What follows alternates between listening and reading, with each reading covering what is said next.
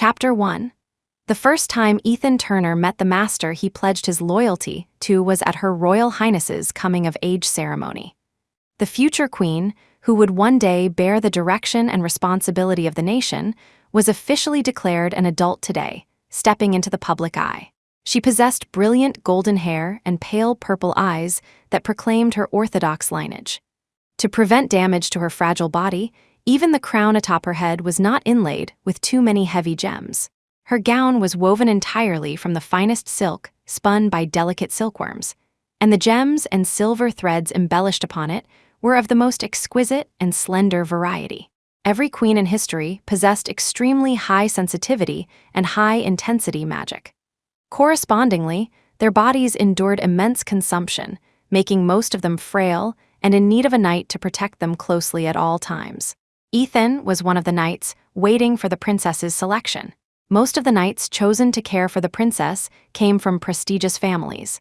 They would accompany the princess for life, pouring their lives and futures entirely into the current princess and future queen. Their primary virtue was loyalty to the princess and loyalty to this country. Only after that came appearance, physique, ability, and family background. Every knight had to undergo a strict physical examination to ensure they had no disabilities. Scars were permitted, but they absolutely could not be seen by the princess.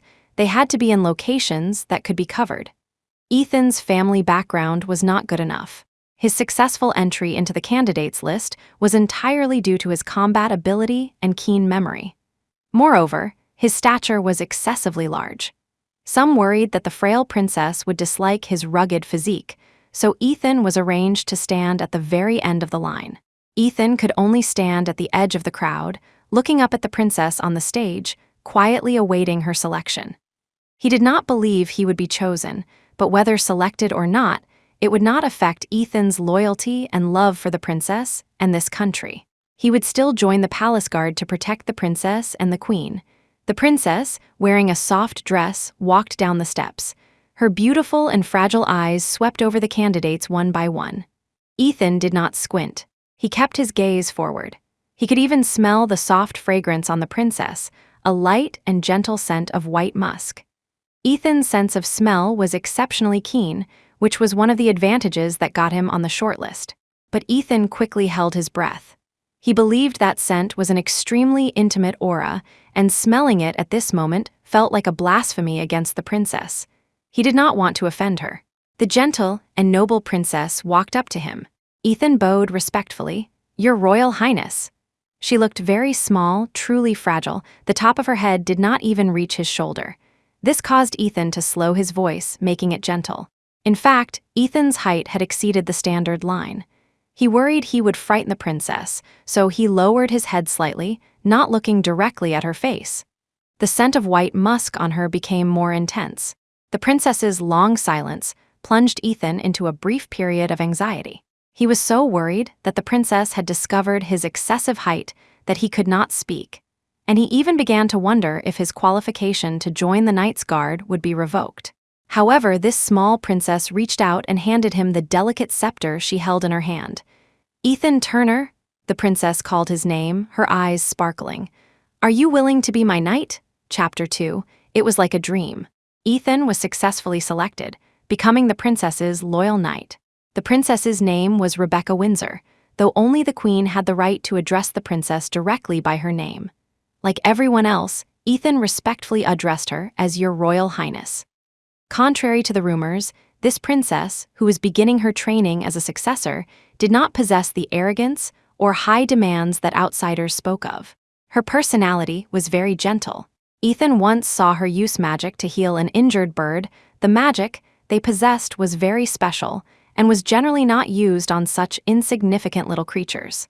But the princess did. As the princess's knight and protector, Ethan's duties were almost entirely focused on guarding her. At night, he also slept in the princess's palace, of course. There was a private, small alcove within the princess's bedroom that belonged to him. Before the princess changed into her nightgown, he would enter, and he could only come out after the princess had changed out of her nightgown in the morning. In emergencies, unless the princess called out, Ethan absolutely could not appear without permission. The same applied to meals. The knight's meal was simple. He had to eat at the fastest speed and then stand guard over the princess. When the princess bathed, he guarded outside the bathroom. When the princess attended classes, Ethan sat in the classroom, in the seat behind her. Every month, the knight had only 2 days off. During these 2 days, the princess would stay in Queen Catherine's palace, and the queen's knight would assume the responsibility of protecting them. These harsh requirements would be unacceptable to many, but Ethan was absolutely not among them. He had seen the princess use magic to heal gravely injured, dying generals and soldiers. He admired the princess from the bottom of his heart, swore loyalty to her, and would use his life to guard her safety. Therefore, when he heard someone joke, "In the future, when the princess and the prince consort make love, you won't be listening from the side, will you?" Ethan coldly drew his sword, pressed it against the man's neck, and cut a wound. "Take back your disrespectful words toward the princess immediately," Ethan said. "I do not wish to repeat myself." The other party was terrified, trembling as he agreed. Ethan sheathed his sword, glancing at the man coldly. In his heart, the princess could not be blasphemed, even in language. Ethan would even stop himself from smelling the princess's body scent, as that was too offensive.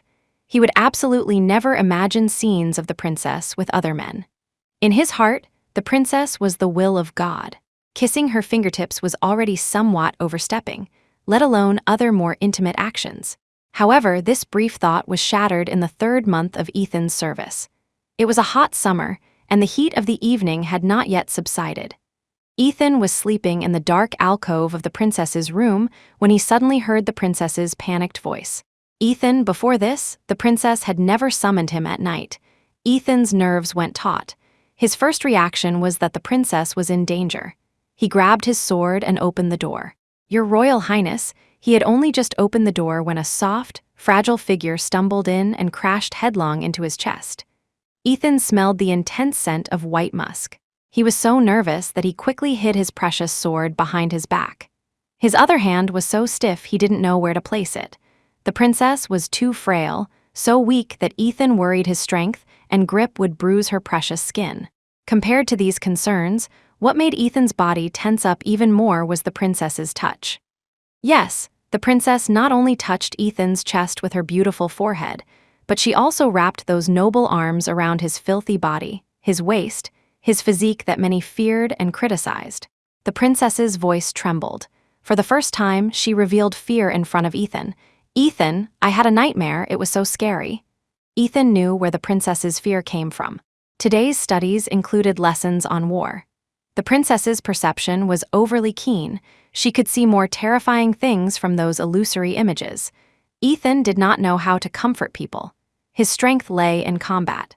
He was born to protect the princess and did not possess excellent conversation or communication skills. He simply told the princess, "I will protect your safety." Ethan wanted to push the princess away. This kind of close contact was clearly not allowed. The princess should not embrace him like this. What's more, the princess was already a well-developed woman. She had soft skin and a gentle fragrance. These things made Ethan want to avoid her to prevent terrible thoughts from arising. He subconsciously retreated, but the princess hugged him tighter. Her eyelashes were full of tears. "Ethan, war is so terrible, I am so afraid. Can I sleep with you tonight?" Chapter 3. As the future queen, Rebecca Windsor had not stepped a foot out of the palace in the first 18 years of her life. She was always confined within the palace, choosing to learn how to control the magic inherent to an heir, reading books, and learning how to use magic for healing, and to understand and comprehend the cruelty of war. At first, when sensing the severed limbs and deformities caused by war, Rebecca would uncontrollably vomit, feel fear, and weep. A princess had to learn to adapt. What they would face in the future might be even crueler than now. Under long-term training, she finally learned indifference, learned how to protect herself, and how to calmly rationalize her emotions. Rebecca had long known she would have a knight, just like her mother. Her father, Prince Consort Julian, was a beauty carefully selected from within the country.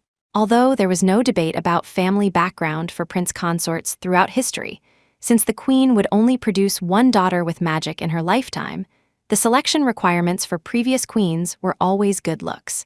Choosing from the common people didn't matter. But Rebecca's mother, Her Majesty Queen Catherine, had a proud personality. She demanded a male from a noble family, requiring appearance, temperament, physique, and conduct to all be indispensable. Regrettably, the prince consort Catherine carefully selected was too proud, so the relationship between husband and wife was not harmonious. However, this didn't matter. Rebecca had seen her mother's knight, Sir Carl, take meticulous care of her in daily life, including in bed. Rebecca had also seen her father standing outside her mother's bedchamber, hearing the sounds inside, gritting his teeth in jealousy. But that didn't matter either. Soon, Rebecca saw her father and the knight going into her mother's palace together to serve. Restricted by magic, Rebecca had been frail since birth. Her daily amount of exercise was fixed. Too little wouldn't strengthen her body, and too much worried them about burdening her physique.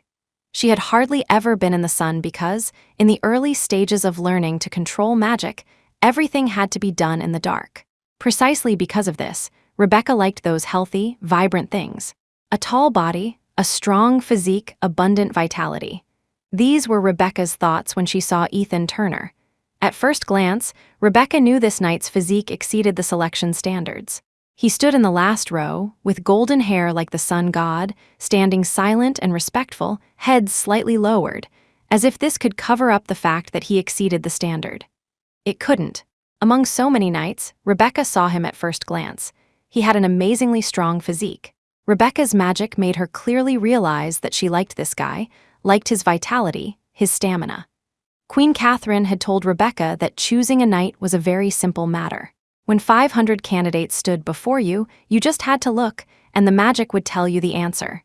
It was indeed so. Rebecca's magic told her that she liked this man very much, so she walked slowly down the steps. As she approached, Rebecca clearly felt the man hold his breath. He was a very rule-abiding guy, possessing all the virtues of a fiercely loyal knight.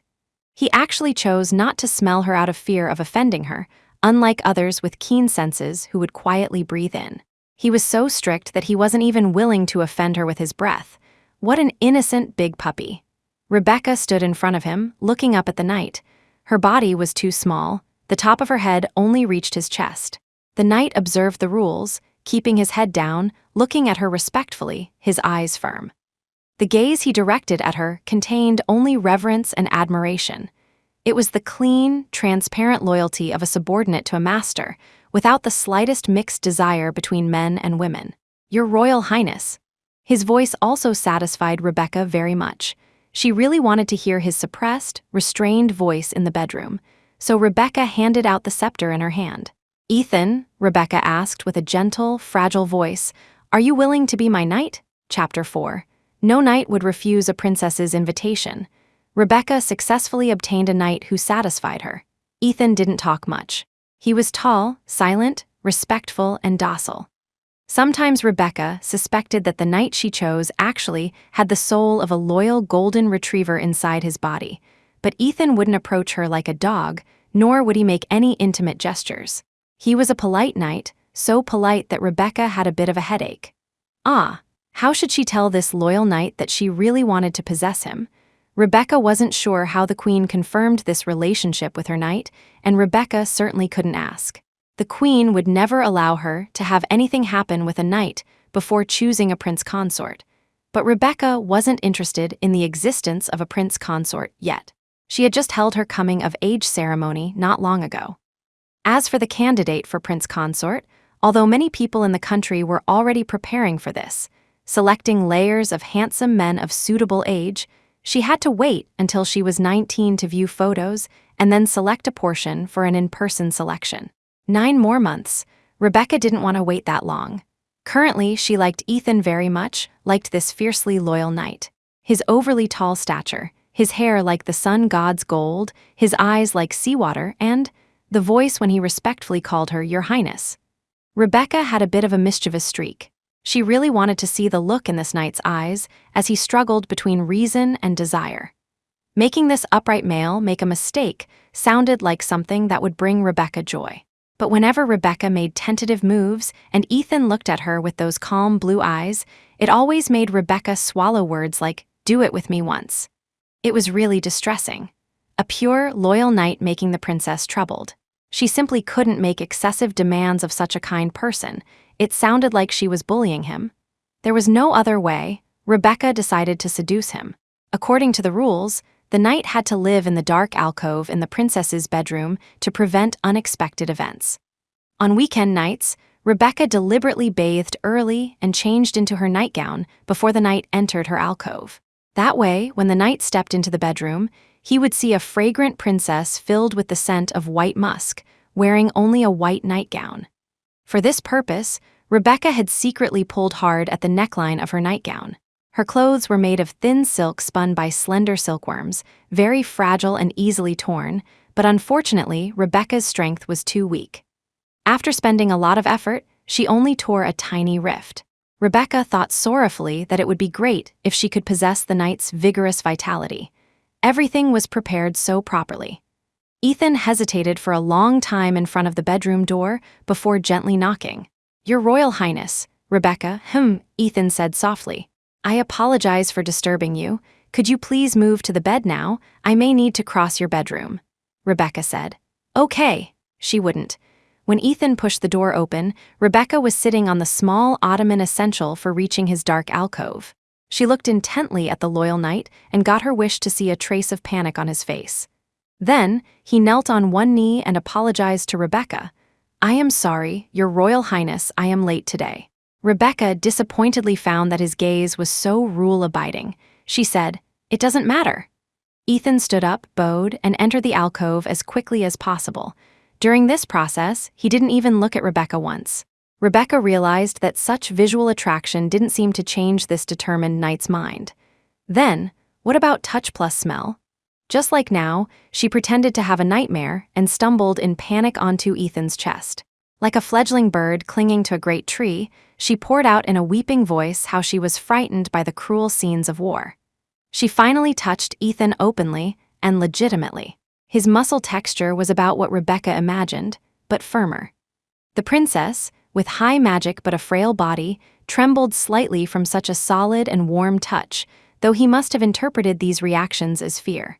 This innocent knight suddenly stiffened. Rebecca thought the knight's manual he studied definitely didn't include the item, "How to Deal with a Princess Hugging You at Midnight." His comforting words sounded ingenuously cute. "I will safeguard your security." Just how rational was this knight? He looked like he wanted to push her away, but dared not act rashly because of her body's fragility, so he stood there stiffly, like a stone. Rebecca sighed silently in her heart. She extended her soft arms, wrapping them around the knight's tough torso. Her small cheek pressed against his chest.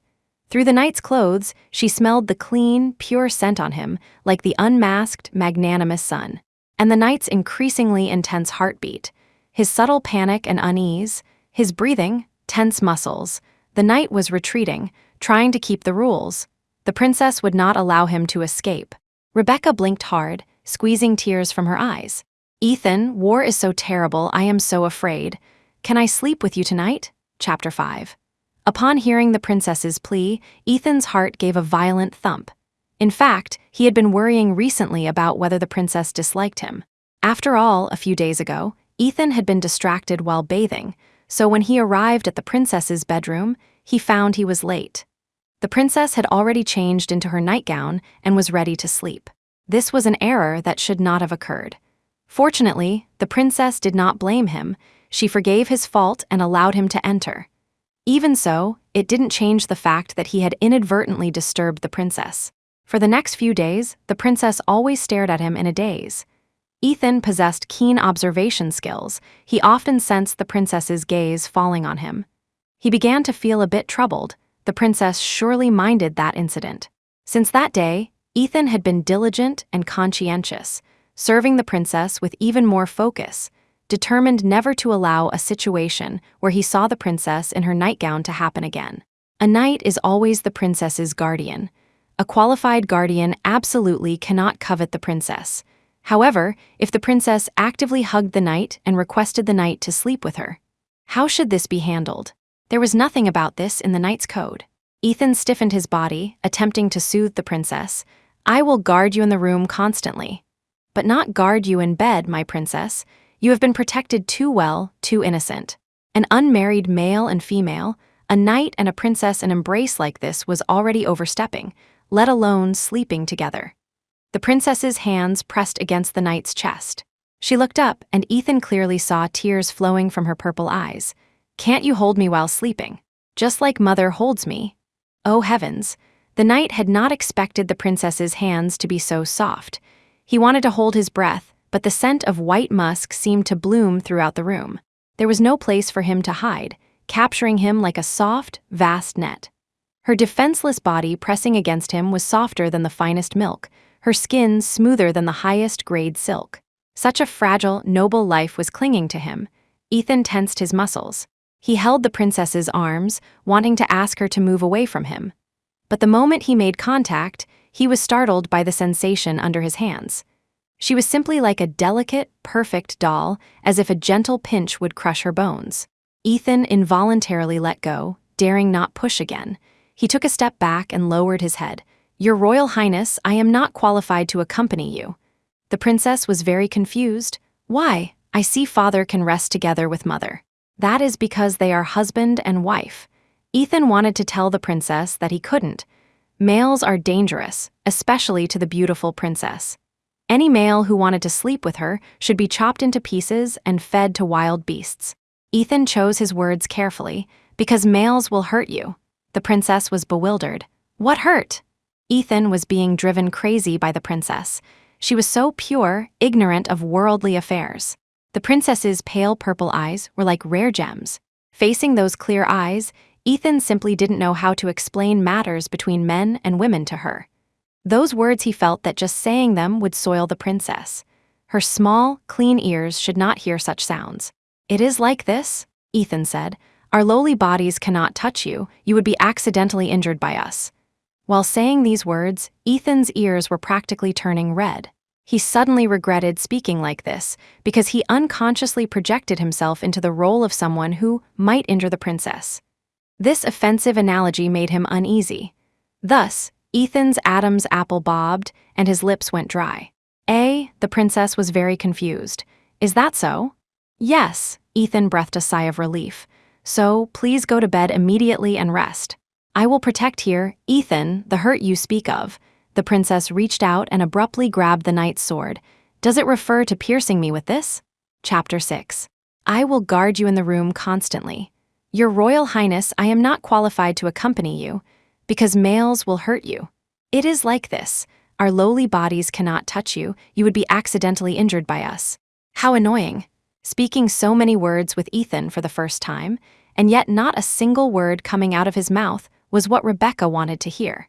He was truly a guy who didn't understand romance. When he insisted she rest alone, Rebecca was already getting impatient. She had already gone to such lengths, yet he was still trying to avoid it. This guy, clearly already starting to stand up slowly, was still retreating, still refusing. Rebecca frowned in distress, so she grabbed the knight's sword. Of course, definitely not the one in the knight's hand, but the other one he was trying his best to hide. Men, truly, are a troublesome species. Rebecca had seen quarrels between the prince consort and the queen. Her father possessed a face that made the queen fall in love at first sight, and elegant, noble manners. But in that quarrel, he still lost his etiquette, gripping the queen's shoulders with both hands, veins bulging on the back of his hands from anger. "Catherine, your husband is clearly me. Why treat a dog so well? I don't understand, you." Rebecca sympathized with her mother, but now she found that she was the one worthy of sympathy.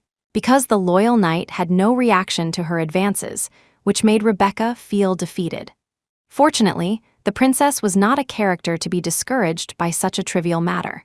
When the knight carefully said, "So, please go to bed immediately and rest," Rebecca directly grabbed the knight's sword. Very good, completely unable to wrap her hand around it. She heard Ethan suck in a breath of cold air. It was a genuine, shocked, bewildered, panicked breath. His eyes, blue as seawater, stopped blinking due to the shock, looking just like a stray dog suddenly receiving a hug.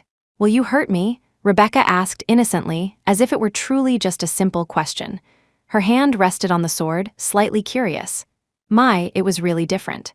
Rebecca's curiosity greatly increased due to the novel and special sensation. Her abilities allowed her to see the dark side of war since childhood, the bullying of the defeated by terrible soldiers, both men and women. Rebecca certainly knew the usage of a sword. The dirty side of human nature was closer to her than love. Rebecca didn't care about love, she only cared if her needs were met. Of course, the premise of this need was not hindering state affairs and official business. Rebecca had observed the relationship between her mother and the knight did not affect her mother being a good queen. It just had to be kept secret.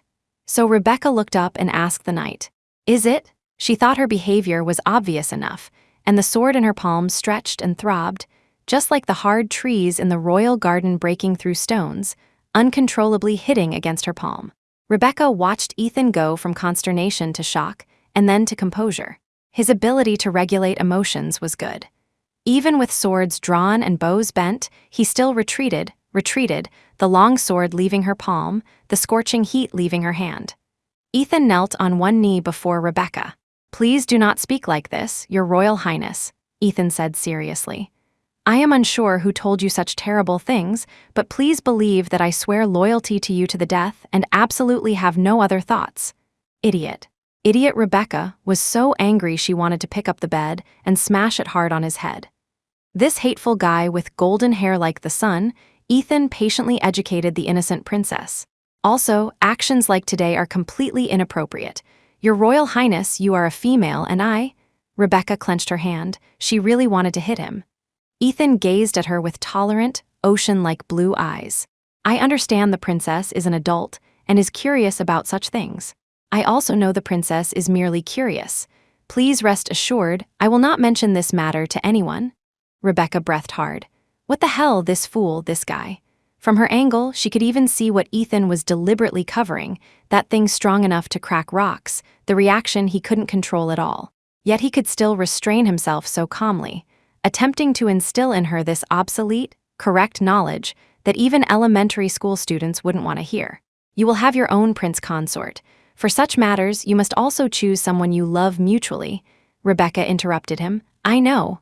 Ethan stood up. "Princess, please go back to rest." "If you are afraid, I am not afraid now," Rebecca said stiffly. "Thank you, Ethan." Ethan breathed a sigh of relief. He still covered the place that couldn't calm down, revealing a smile. "Princess, relieving your worries is my duty." Rebecca wanted to ride on his neck and vigorously mess up his golden hair. If he really wanted to relieve her worries, he should grab her waist right now and throw her anywhere, or press her against the wall, olive, stir-fry, whatever. Instead of this, smiling with a face full of tolerance and gratification. The more Rebecca thought about it, the angrier she got. She turned and went back to the bedroom, deciding not to pay attention to this hateful night for 3 days starting now. Starting from breakfast, Ethan realized the princess seemed unhappy. She didn't greet him as before. During the meal, she drank 200 ml less milk than before and only ate 2/3 of her sandwich. Ethan began to reflect deeply on whether he had done something wrong last night. While thinking, Ethan heard the grand steward responsible for dressing the princess exclaim, "Heavens, princess, the palm of your hand." Was the princess injured? Ethan strode to the place, separated from the princess only by a curtain, and saw the princess's snow-white body. Like a white rose just blooming. Slender and unable to withstand folding. Ethan clearly understood he should retreat, but he currently had difficulty controlling his line of sight. Just like a few days ago while bathing, he got distracted, resulting in being late when he walked to the princess's bedroom. Golden curly hair fell loosely like a waterfall. The princess wore only a bodice and boxer briefs. In the free time waiting for the grand steward to serve her by dressing and combing her hair, she yawned heavily, stretched, and also looked at her palm. "It's nothing," the princess said. "Maybe I accidentally hit the cabinet while sleeping." Saying this, she seemed curious about where the red mark on her palm came from, holding up her hand against the light, looking left and right in confusion. Her beautiful, flawless palm now showed a red bruise like a rude mark. Ethan clearly knew the cause of the red mark. That was from last night, poked by his sword. Chapter 7. Ethan fell into an indescribable hesitation.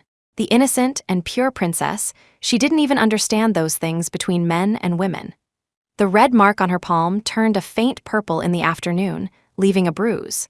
She seemed not to know the source of this urgency, still vaguely thinking it was just an accidental injury in her sleep. Ethan, however, couldn't treat it as an ordinary scar. After the princess returned from her bath, Ethan sat in the small room belonging to the knight. There was still some time before the princess went asleep. Most knights would choose to rest a little at this time to cope with possible accidents at night. But today, Ethan didn't want to sleep. He couldn't help recalling the princess he saw in the morning. Her skin snow white, beautiful and exquisite like a doll. Golden hair like a waterfall, slightly raising her palm, a spot of red mark in the center like a rose scar. And that golden hair of the princess, the knight found in the bathroom that day. Logically, it shouldn't appear where the knight bathed. Someone probably slacked off, didn't change the cleaning tools, and used the same rag to clean the knight's bathroom after cleaning the princess's. That beautiful curly long hair was like pure gold even though the knight also possessed golden hair. He always thought the princess's hair color was purer, closer to flowing gold, more noble.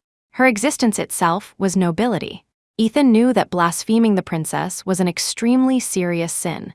So after seeing the princess's golden hair in the bathroom that night, as if possessed, he quietly collected this hair. His intention was to remind himself not to watch the princess's belonging be flushed down the drain or thrown into the trash can. But Ethan took out the carefully wrapped item from the shirt pocket close to his body.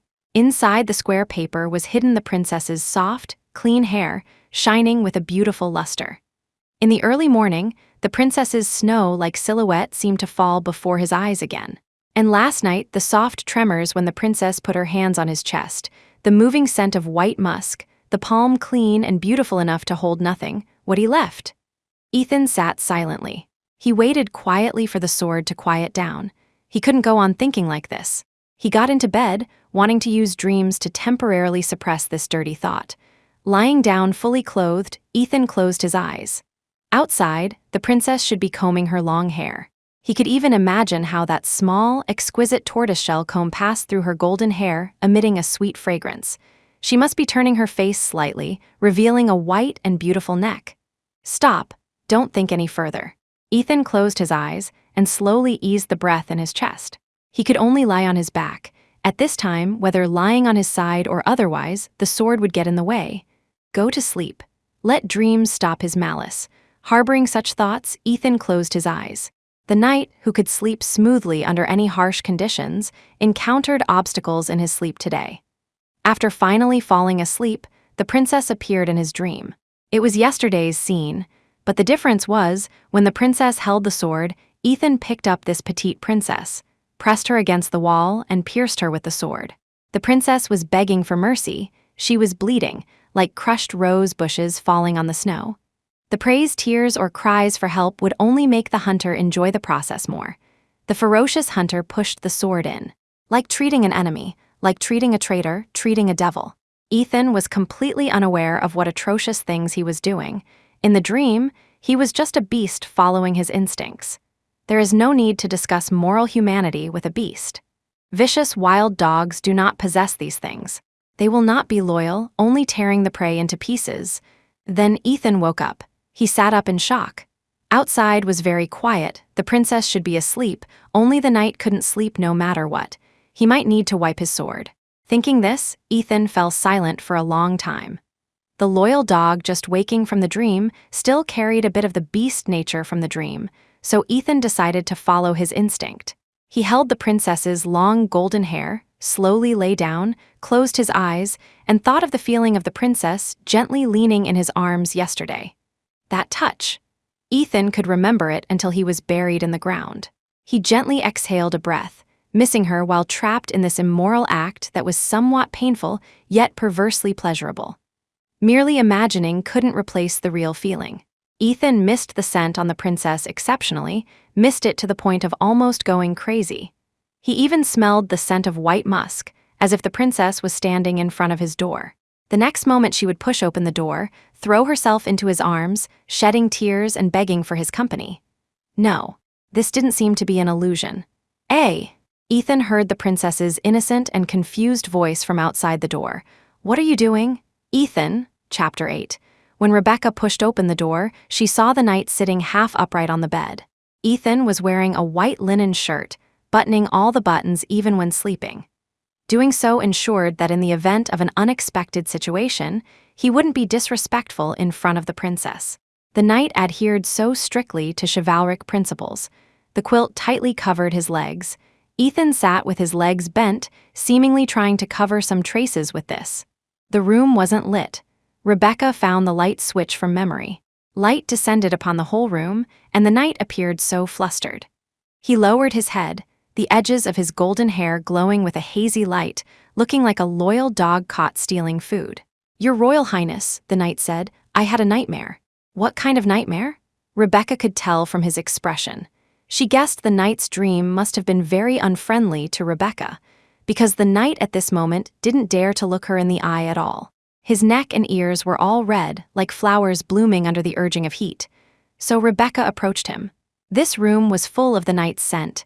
He was very clean. After all, he was the knight serving the princess. They followed religious discipline and faith, washing their bodies morning and evening. All the toiletries and perfumes the knight used were chosen by the princess because they had specific scents she liked. The things Rebecca chose for the knight possessed a pure scent. Closing one's eyes, one could almost see cut grass slowly oozing juice under the sun. Rebecca, receiving education and protection in the palace, had no experience playing on the grass.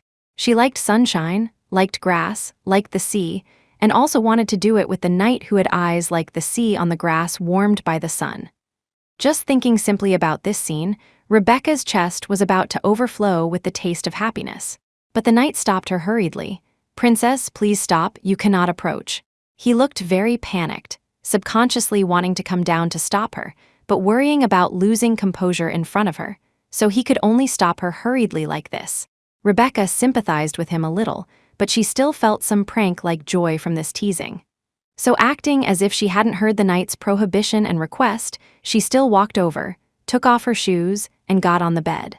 Ethan was scared by her movements. "Your Royal Highness, you..." Rebecca leaned in. Her body was impossibly slender. The gentle scent of white musk drifted in front of Ethan. He wanted to push the princess away, but with his hands that had just touched filth, how could he touch the princess's fragrant shoulders at this moment? Rebecca said, "I also had a nightmare.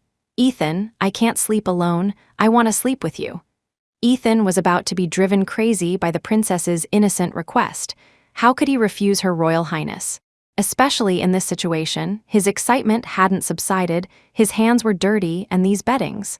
How could her Royal Highness sleep peacefully? Rebecca had already lifted the quilt and lay inside. She said, "Ethan, your quilt is so heavy." Ethan gave a stiff, He maintained his posture, not moving. Since the princess entered, Ethan hadn't moved an inch. He chose his words carefully.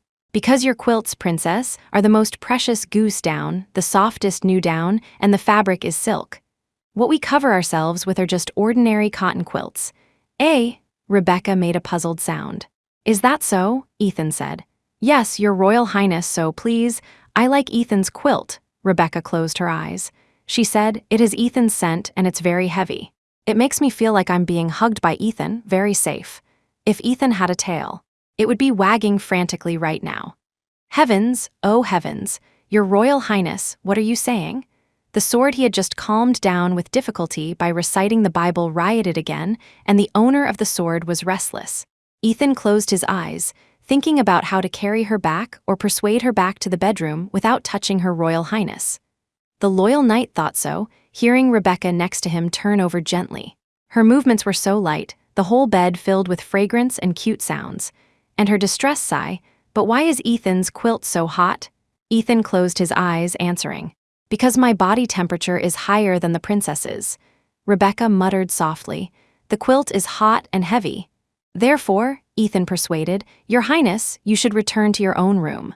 After finishing these words, he heard rustling sounds, and then the princess threw out a thin garment emitting a faint fragrance. Emitting a warm scent, this was.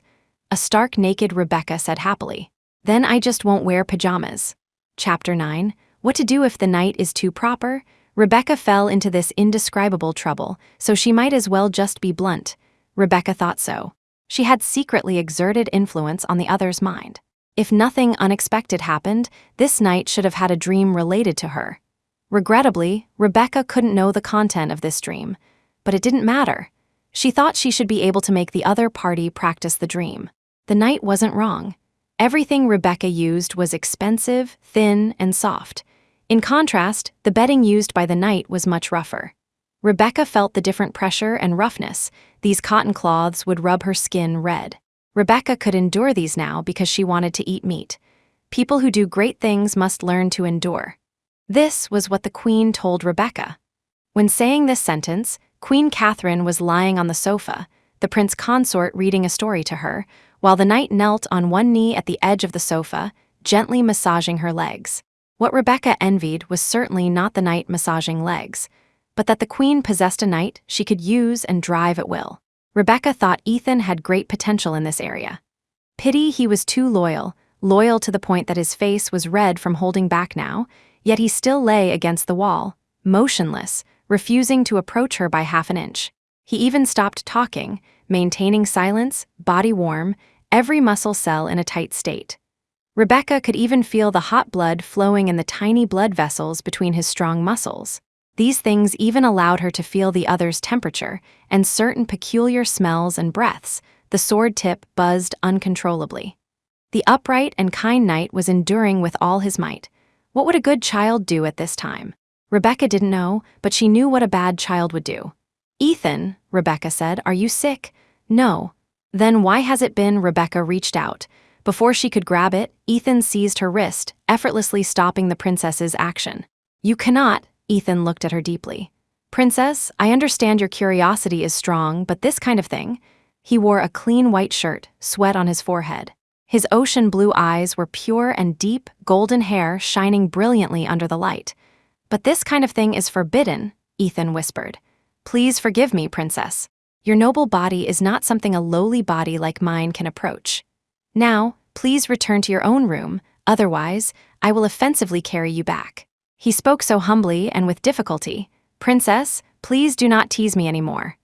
Rebecca felt he looked truly pitiful, like a golden retriever scolded by its owner. Miserable to this extent, the upright and kind knight struggling with his evil thoughts.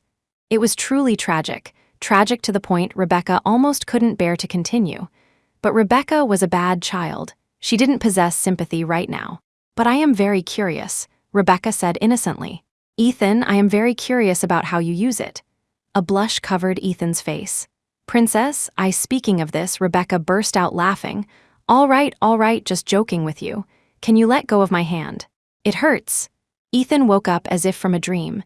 He hurriedly let go of his hand, lowering his head. "Princess, you are not allowed to call me princess anymore." Rebecca closed her eyes, lying back comfortably. "I like your quilt very much. It feels so safe here. I decided to sleep here with you." Ethan persisted. "This is against the regulations." "Then choose for yourself," Rebecca said. "Either hold me back to bed now, or let me sleep well here for a night, and I will go back by myself tomorrow morning." So Ethan closed his mouth. The upright knight was troubled by the princess's innocent behavior. Ethan lay on the bed, clearly feeling the even breathing of the little person beside him. The princess fell asleep so fast. She probably consumed too much magic during the day. So light as a weightless flower, piled on the knight's humble bed. She was really so fragrant and soft, so well-behaved and cute. Was the princess originally such a petite creature? And she was so small. The knight consciously stayed away from where the princess rested. He worried that turning over in his sleep would accidentally crush the princess to death. She looked as if she couldn't withstand any heavy pressure. Just covering her would probably make breathing difficult for her. No, can't think of this scene. Think of the Bible, think of the loving Heavenly Father, think of grandfather's exhortations, think of the knight's responsibilities and obligations. Ethan closed his eyes, breathing gently, feeling slightly calmer. Then he heard the princess's muffled sleep talk. Soft, sweet sleep talk. "Ethan, I like you so much, Ethan." Chapter 10. Ethan, I like Ethan so much, like. The princess sleeping beside him was against regulations, but she said she liked him. The knight's heart beat uneasily because of the princess's sleep talk. It was hard for him to fall asleep calmly again. Whether it was the princess's body sent inside the quilt or her soft sleep talk, the knight tossed and turned. He lay quietly on the edge of the bed for a long time until late at night, when he dared to turn around quietly and look at the princess in deep sleep. The sleeping princess was so cute that the knight's heart was about to melt, soft enough to forgive the princess's excessive behavior tonight. She was the princess. Whatever her royal highness did was correct. Moreover, the princess said she liked Ethan. This sentence gave Ethan a pride of being recognized and also some overwhelmed trepidation. He couldn't help but think, which kind was the like the princess spoke of? Was it the princess's like for a night, or? No, it could only be the princess for a night. Ethan slowly lay down properly. He gazed at the princess beside him and closed his eyes. In the morning, he woke up earlier than the princess, but dared not open his eyes, because the princess was putting on her nightgown. Under that dress, she was completely clean, nothing there, so when Ethan inadvertently opened his eyes, he saw the small, sharp point like a pink warbler's beak, which caused him to close his eyes tightly again in panic. Fortunately, the princess didn't notice. She put on her nightgown, left the knight's room nimbly, and climbed into her bed deftly before the supervisor arrived. Ethan lay alone on the bed, reaching out to touch. The temperature and fragrance left by the princess remained, reminding the knight that this was not a dream. Last night, the princess indeed condescended to stay here and slipped away quietly at dawn. The princess also said she loved him. The knight, having received the princess's recognition, served with exceptional dedication for the entire next month. Including the matter of the princess going to tour the surrounding cities, Ethan practiced swordsmanship secretly every night to prevent any suspicious personnel from approaching her. Of course, for such a grand tour, there was definitely more than one knight protecting the princess. Ethan belonged to those protecting the princess closely, while there was another team of knights in the palace. They were people who participated in the selection together with Ethan back then, rejoined the princess's guard after failing, and protected closely when the princess traveled. Fernando Montgomery, who had once humiliated Ethan, was the captain of this guard squad. Unlike Ethan, whose family background wasn't prominent enough, or could even be said to be terrible, Fernando was of noble birth, and his swordsmanship was only second to Ethan. Unlike the taciturn Ethan, Fernando was proficient in socializing, paid attention to appearance, and even if wearing the same standard clothes as other knights, he would scent his clothes with flowers and iron his shirt and trousers meticulously. Fernando never thought that Ethan, whose figure exceeded the standard, tall like a monster, could be selected. Therefore, when the two met again, Fernando looked at Ethan arrogantly, then looked away disdainfully, giving an almost imperceptible snort. Ethan didn't care about his gaze. He just knelt respectfully on one knee in front of the princess, took off the shoes that rubbed her precious feet red, and put on more comfortable slippers for her. Next, the princess was going to bathe in a pool filled with fresh flowers. This kind of thing should be taken care of by maids, but the princess called him softly. "Ethan, can you go inside with me to bathe? It's very strange here, I'm scared." Hearing her pray in such a soft voice, Ethan's heart was about to break, but reason and morality still urged him to refuse. "Princess, do not be afraid." Inside, the princess forcibly moved her foot away from his palm. She was unhappy. Ethan's hands were empty. Ethan remained in a prostrate posture, tall and silent, like a dog abandoned by its owner. The princess's beautiful foot pointed at Fernando, her tone natural and intimate. "You smell so good, what perfume did you use?" Ethan heard Fernando say respectfully, "Princess, it is body scent." "My," the princess was a little surprised. "Really? You smell like a bouquet of roses, so wonderful." Ethan lowered his head, hearing his teeth make a sound. That damned Fernando. Actually daring to deceive the princess. What body scent? He was just a smelly man.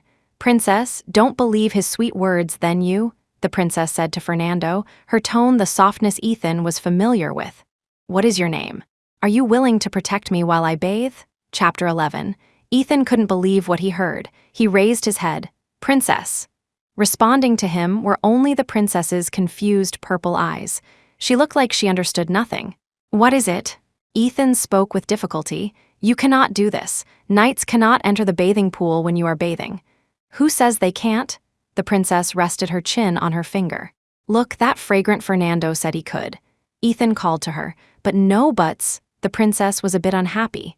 "Do I need to speak more clearly to you? Fernando is willing," he said. "Yes, and I also think it's okay." Ethan's face looked bad. He simply lowered his head silently to the princess. I understand. The princess didn't look at him again. She stood up, her skirt with a faint floral scent sweeping across the ground gently. Ethan knelt with his head bowed, watching the princess's skirt leave him like a cloud. She didn't even look down at Ethan, calling the other person with a soft tone. Fernando, thank you for being willing to protect me. That shameless Fernando cunning enough to use floral scent to pretend it was body scent, said in a hypocritical voice. Your Highness, it is my honor. Ethan lost the opportunity to care for the princess. He stood silently outside the bathing pool. His keen hearing allowed him to clearly hear the conversation between the princess and Fernando, only not the content clearly. He could hear the princess laughing. Fernando must be telling those cliché jokes. How could such things enter the princess's ears? Ethan wasn't sure how long he stood outside. His knees began to stiffen, his legs gradually hurt. Like a big tree deeply rooted in the earth, he stood motionless outside the door, silently listening to the friendly laughter and conversation inside. The princess clearly said she liked him.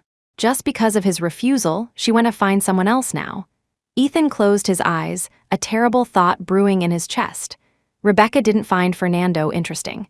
His jokes were too cliché, and he was too stubborn. The smell on his body wasn't good either. Those scents smoked out with fresh flowers mixed with his own smell gave Rebecca an urge to vomit.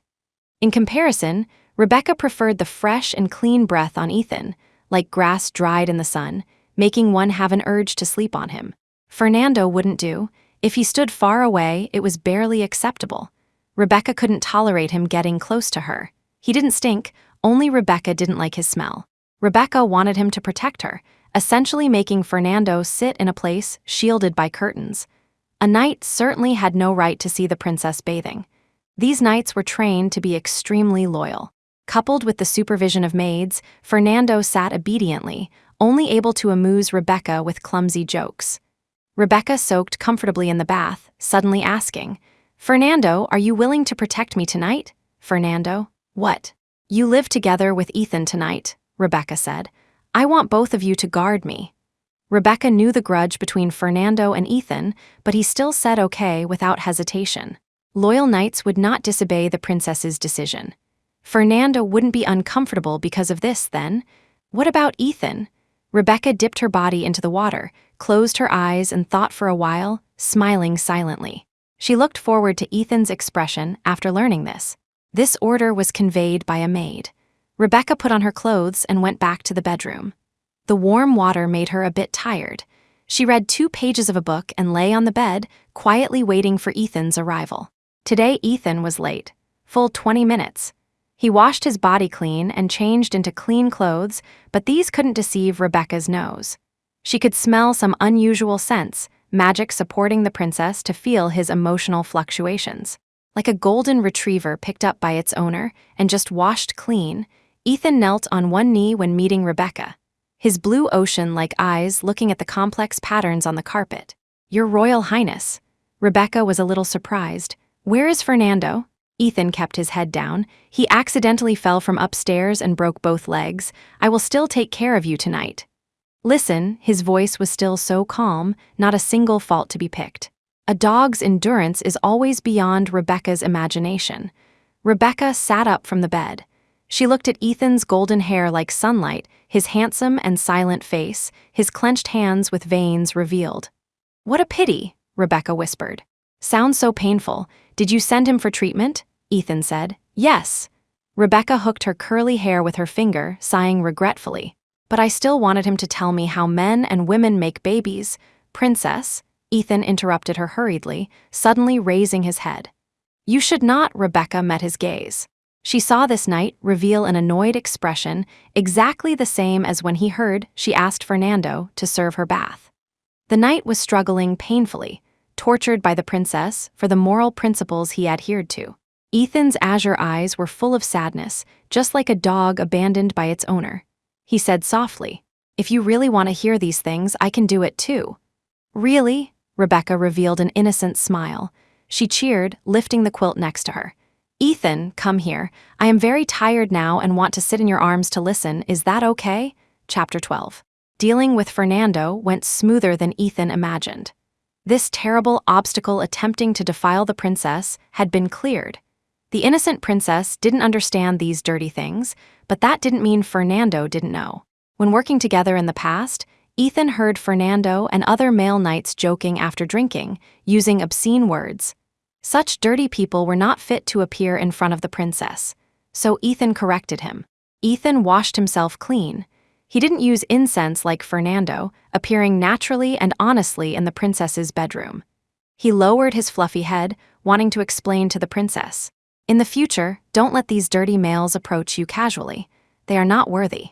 Your night is only me alone, only I can share these with you. Yet the princess made such a request. She acted so naturally. If Ethan wasn't willing to tell, she wouldn't force him. She would find other knights to tell her. Ethan had no doubt that once he refused today, the princess would go to the night squad to find someone else tomorrow. Without the Fernando who smoked clothes with fresh flowers, there would be other Fernandos. How could there be a knight in the world who could resist the princess's temptation? Just looking at her soft skin and pure eyes, Ethan couldn't control the urge to kneel before her and kiss the tip of her small foot. He had even dreamed such evil dreams. Thus, Ethan agreed to the princess's request. He placed his precious sword next to the table to avoid hurting the princess. She was so fragile, as if the protrusions on the scabbard could cut her fingers. He sat beside the princess, reminding softly, "I can only sit up to here." This was the bottom line. But I'm uncomfortable like this," the princess complained in a small voice. She actively approached Ethan, extending her hands before he attempted to resist, semi-forcefully hugging him. "I command you, accompany me to rest." The princess's movements weren't fast. To the well-trained knight, it was slow as a cat looking at a human. Ethan guessed he mostly zoned out, otherwise why couldn't he dodge her? The princess stuck to him softly, reminding Ethan of the dessert made of sticky rice he ate in the morning.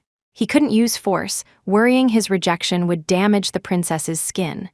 Then, lowering the bottom line slightly, perhaps it was acceptable, for the physical health of the noble princess. "Ethan," the princess's purple eyes overflowed with brilliance, "can you tell me now?" Of course, Ethan's lips were dry. He shifted his gaze, speaking slowly. "Between men and women, reproduction occurs through union. Specifically, the male puts something into the female's body, and the female becomes pregnant because of this." What was he doing? Why tell the princess these things? Ethan was bewitched. He stated the process as calmly as possible. After becoming pregnant, the female will give birth to their child after 10 months. Just that simple. The princess was dissatisfied. "What is union, Ethan?" "This. Your body is so hard." The princess was extremely curious. "Do you carry weapons with you?" Ethan said. "No." The knight's sword was by the bed. The princess was uncomfortable from the knight's hard bones and muscles. She changed her sitting posture, forcing the knight to sit with legs apart, holding the petite princess like a giant sea otter holding a baby sea otter, using his own body as her reliance. Ethan felt his bottom line, dropping again and again for her. It couldn't go down any further. The princess didn't care. She found a comfortable sitting posture herself, urging him with full curiosity. "Hurry up, Ethan, you haven't told me yet what is called union." "Union is," Ethan said with difficulty, "fitting the male's extra part with the female." Like a sword and a scabbard, Ethan's ears and neck were red. He suppressed his voice, golden hair hanging down smoothly. "Two becoming one?" He thought his explanation should be clear enough. The princess touched his sword, thoughtful. "Extra thing, does it refer to this?" Ethan stopped moving. "I think what you said is wrong," the princess said. "The dimensions do not match. I do not think the sword can be successfully put into the scabbard." "Ethan, Princess Highness, this. He turned pale with fright, wanting to throw the princess down. His forehead was covered with sweat. What turned red was not only his neck and ears, but also his face. The princess originally held the sword with both hands, now releasing one hand to grab Ethan's finger. She looked curiously at his finger, held it up to her eyes, and said seriously, "I feel that my scabbard seems to only be able to accept him." Ethan remained motionless. He let the princess grab his hand, like a dog having the pads on its paws stroked by its owner. "Hey," the princess, very rigorous in learning this matter, said, "Ethan, demonstrate. Prove it to me, prove that the sword can be sheathed." Chapter 13. Ethan is truly an innocent big puppy. Rebecca thought so. She sat in the big puppy's embrace, stroking the other's paw, just like touching the meat pad in a dog's palm. The queen had raised a beautiful golden dog. The meat pads were dark brown, slightly hard when pinched. Dogs were indeed the most loyal animals. No matter what the owner did, they wouldn't get angry. Even if you suddenly stepped on their paws, they would only think you were playing. Dogs are always the most loyal, never betraying their owners. Rebecca looked at Ethan's palm. The knight possessed hands that weren't beautiful or delicate. Because of exercise and holding the sword, the palm had many scars and calluses. He realized his palm's ugliness and didn't want to expose it plainly in front of the princess, shrinking unnaturally as if wanting to hide. Rebecca quietly compared their fingers. His fingers were thick and long, with a layer of calluses on the finger pads. The knight retreated in embarrassment, but Rebecca sitting on him held up his finger. "I feel that my scabbard seems to only be able to accept him." Rebecca was stating a fact. She was now truly very curious if it could succeed. It looked like there wasn't much hope. "Hey, Ethan, demonstrate. Prove it to me, prove that the sword can be sheathed." Magic was very precious. Therefore, Rebecca only secretly strengthened her body. This ensured she wouldn't be injured, wouldn't have any wounds or tears. The knight wouldn't know this. He said in panic, "Your Royal Highness, I cannot." Ethan hadn't expected the princess was thinking about this. Golden hair hung down as he said, "I cannot, Your Highness." Rebecca pinched his finger, asking, "Is it cannot or unable?" Ethan said, "Cannot." "My lowly body," the wet golden retriever said painfully, "being able to accompany you at such close range is already the supreme honor. I cannot desecrate you further." Rebecca let go of his hand. She remained sitting, only reaching out to cup Ethan's face, looking up at him. "Ethan, do you like me?" He looked deliciously wretched, the kind of wretched where, he's so pitiful and painful, but I want to continue bullying him maliciously. Wanting to see him unable to bear it anymore. Wanted to continue bullying him, seeing him angry, seeing him no longer maintain calm. Ethan quietly let Rebecca cup his face. After a long time, he said, "I like you." Rebecca shook her head. "Not you, as in formal address, not knight to princess. I want normal love, male to female." The loyal dog's blue eyes had a faint light. He couldn't ask for anything, only asking softly. "And you?" Rebecca hesitated. She didn't want to bully the loyal, innocent knight on this matter, but her feelings for him were indeed just ordinary princess to knight, to an interesting plaything, nothing more. She saw Ethan lower his eyes because of her hesitation. In those eyes like the blue sea, that point of light slowly disappeared. "You know, I am a devout believer," Ethan said. "The doctrine mentions that union before marriage is prohibited." Rebecca said, "If we don't get married, this isn't premarital union." Ethan smiled, but Rebecca felt he seemed sadder. "Yes," Ethan said, "you will possess your own prince consort. I am just your knight." "But you are also thinking of me," Rebecca touched his face. The knight's vigorous vitality amazed her.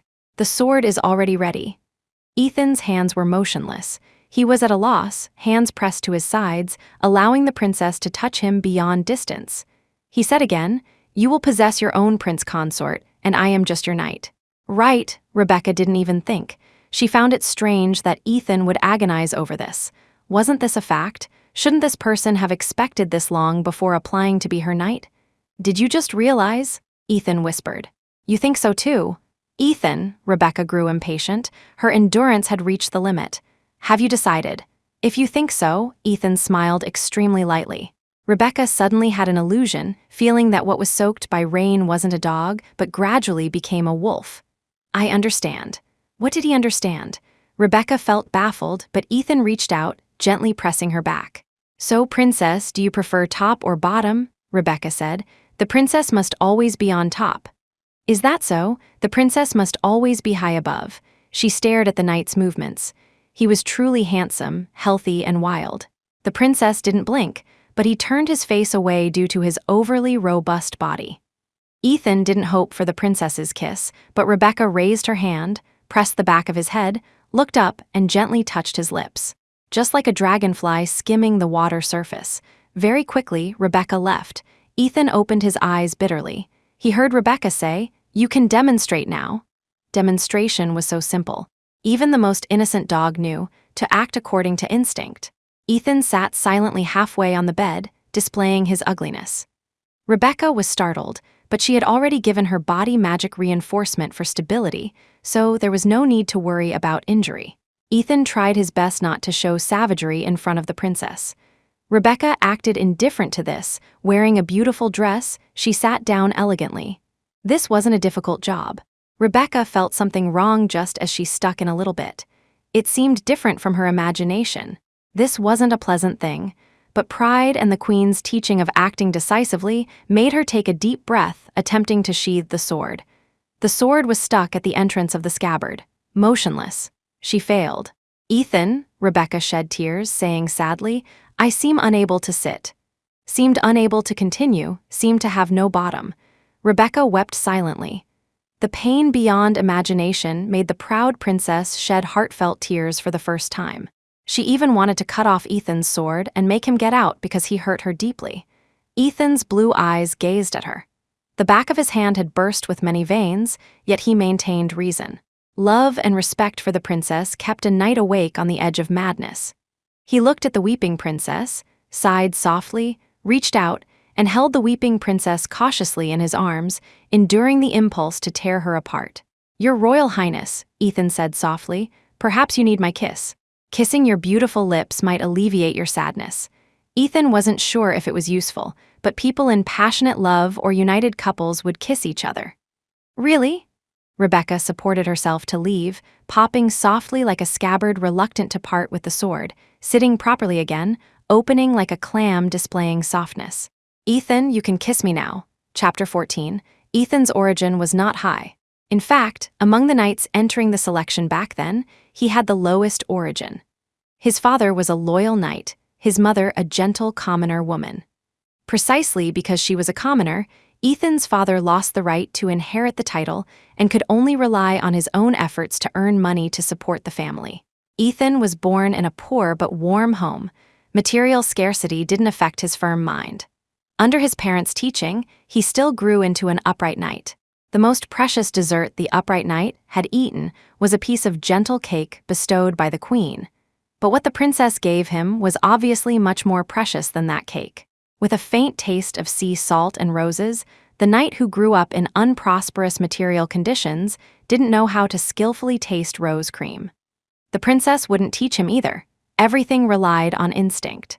The clumsy knight used his heart, carefully tasting the princess's precious gift in his capacity as her loyal knight. A knight will never hurt the princess. The main point of a knight is protecting the princess. But father never taught him how to please the princess. Just like now, such a delicate rose, as if it could only accept the approach of lips. The knight felt his scalp numb at the thought of the princess's action just now. He felt he had gone crazy, actually thinking about such things. The princess would be torn apart by a wolf. She would become a miserable ghost under the sword. Thinking this, the sword buzzed with excitement, like the sound of birds, so smooth. The knight smoothed the mistake the princess recklessly made just now with his tongue, gently eliminating her painful memory. The princess grasped his golden hair tightly. The knight felt some subtle discomfort, but for the noble princess, he could ignore these. She was so small, so delicate enough to make the knight suspect she was fragile enough to die from one time. Rebecca called his name weakly. "Ethan." The knight raised his head. "Your Highness, I am here. Yes, I am protecting you. To satisfy your curiosity. To avoid other knights offending you, I am willing to offer my body, my soul. My heart beats for you, my body is driven by you, your hope is my direction, your wish is my ideal." Ethan figured it out clearly. Other males would hurt the princess. No one understood the baseness of men better than him. The princess's fragile shell absolutely couldn't fall into the hands of those dirty males. Only he who sincerely admired the princess and was loyal to the princess, could suppress desire and give the princess the best experience. For example, now, with swords drawn and bows bent, almost collapsing, the knight adhering to his belief still kept the criteria in mind. Everything focuses on the princess. So the knight firmly and devoutly sent her to the golden dreamland. The princess looked at Ethan's eyes. This always calm knight looked so wretched. His golden hair was wet with sweat. The whole person looked like a dog running through heavy rain. In his blue ocean-like eyes, there was no longer calm reason. He prostrated in front of the princess, trembling as he kissed her feet, holding the sword in his other hand. Rebecca thought of the pain of being hurt by the sword. She shivered and kicked Ethan in the face. "Ethan," Rebecca said, "today's teaching activity ends here." Ethan held her foot, stunned. Rebecca was certain she saw a wronged expression on this man's face, just like a big dog whose rice bowl was kicked over fiercely by its owner. Rebecca forced herself to look away. She was convinced she possessed a cold, hard heart. The princess had already tasted the sweetness today and needed psychological construction to help her accept deeper things. She decided to use her willfulness as a princess and said to Ethan, "I am tired today. We will study again in 2 days." Ethan looked very painful, as if he would explode the next moment. Even his voice became hoarse. "Your Royal Highness, can you let me touch your feet again?" "No," Rebecca refused. She hugged her soft, fragrant, spongy silk rabbit comfort pillow. The fragrance and softness relaxed her spirit, and she didn't want to look at Ethan's sword. How would he deal with it? This wasn't something a princess should worry about. After all, she was a princess. There was no logic for a princess to take care of a knight. "Please," Rebecca saw Ethan's eyes turned red. He looked so forbearing, pitiful, prostrating at her feet.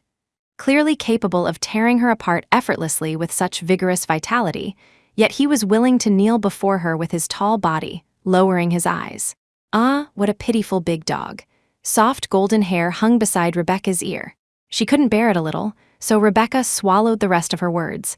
She silently lifted a part of the soft silk. "Ethan, you can stay here to rest." Ethan whispered, "Thank you," Rebecca added. "But you cannot get dirty things onto my clothes." Ethan still lowered his head, whispering, "I will not offend you." Rebecca guessed the other was speaking polite words. But this golden big dog really went to wash the sweat off again, wrapped himself tightly in pajamas, came back silently, and curled up to rest in a posture that would absolutely not dirty the princess's place. Rebecca couldn't bear it even more. She admitted she couldn't resist the fatal attraction of vigorous vitality. After weighing the pros and cons, she chose to hug Ethan again, closing her eyes comfortably in his arms. But after the princess fell asleep, Ethan opened his eyes, feeling bitter inside. He wanted to touch the princess's golden hair. His hand stopped in mid-air. After a long time, he closed his eyes, going on like this. One day, he would break. The princess slept sweetly. Ethan smiled bitterly. He asked almost silently, "Princess, does hurting me bring you any benefit?" He couldn't detect that Rebecca, in his embrace, blinked gently. Chapter 15. Rebecca understood her mother's happiness. Possessing a loyal big dog of one's own was indeed a delightful thing. She could roughly guess the reason why successive queens needed knights. What else could be more loyal to them than knights produced under this mechanism? Just like last night, after Rebecca teased Ethan somewhat mischievously and selfishly. In the morning, this knight with golden yellow hair still returned quietly to his small room, guarding her silently, and would still kneel on the ground to put shoes on for Rebecca. He had no complaints at all. Big dogs never get angry at their owners. On the contrary, he even felt deeply annoyed for hurting the princess. That morning, the strict housekeeper who came to tidy the bed found some traces of blood on Rebecca's nightgown. Although the magic the princess applied to herself was removed, the pain and bruises still existed. She could almost not sit normally on the chair, yet still told the housekeeper that her period had arrived. Only Ethan knew the cause of the princess's discomfort. She didn't even go to the morning study, instead resting in bed. She lay in bed very tired because she was sent to the peak dreamland by him yesterday. She couldn't put her feet together because the knight's great sword hurt her body. Ethan couldn't imagine he would actually do such a thing. He even prayed for the princess to grant him the opportunity to touch her fragrant feet. Now, he rejoiced that the princess hadn't agreed. Otherwise, he might really have pierced the princess with the sword. Then what? Would the princess stay away from him and spit on him because of this injury? Ethan fell into nameless worry. In fact, Rebecca just wanted to find an excuse to rest well. She hated her thin body again, so much that even a perfect pleasure could exhaust her.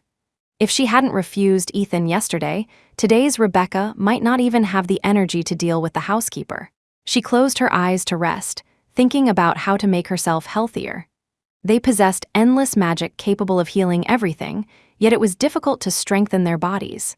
Rebecca thought with a headache about whether to request Ethan to help her perform physical exercises while secretly peeking at him.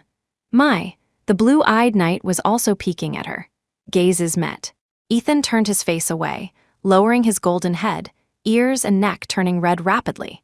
He seemed to have forgotten being bullied by Rebecca like that last night. He was quiet, no grievance, no complaints, just condemning himself for his peeking behavior. Rebecca found it interesting. For some reason, her ears also felt a bit itchy, reaching out to touch. Also hot, burning, so strange. Stranger things were yet to come. Rebecca started having insomnia at night, unable to sleep. She seemed accustomed to Ethan acting as a sleeping doll accompanying her, only she also disliked the knight's old bed. Ethan began to replace Rebecca's comfort doll, silently accompanying Rebecca to sleep and leaving quietly at dawn. Rebecca continued studying, trying to eat more, exercising. The queen permitted Ethan to teach her some body-strengthening movements. The two maintained distance tacitly until Rebecca encountered the first assassination attempt in her life. The knight's duty is to protect the princess. As the next queen, Rebecca was the sole heir and the sole possessor of magic.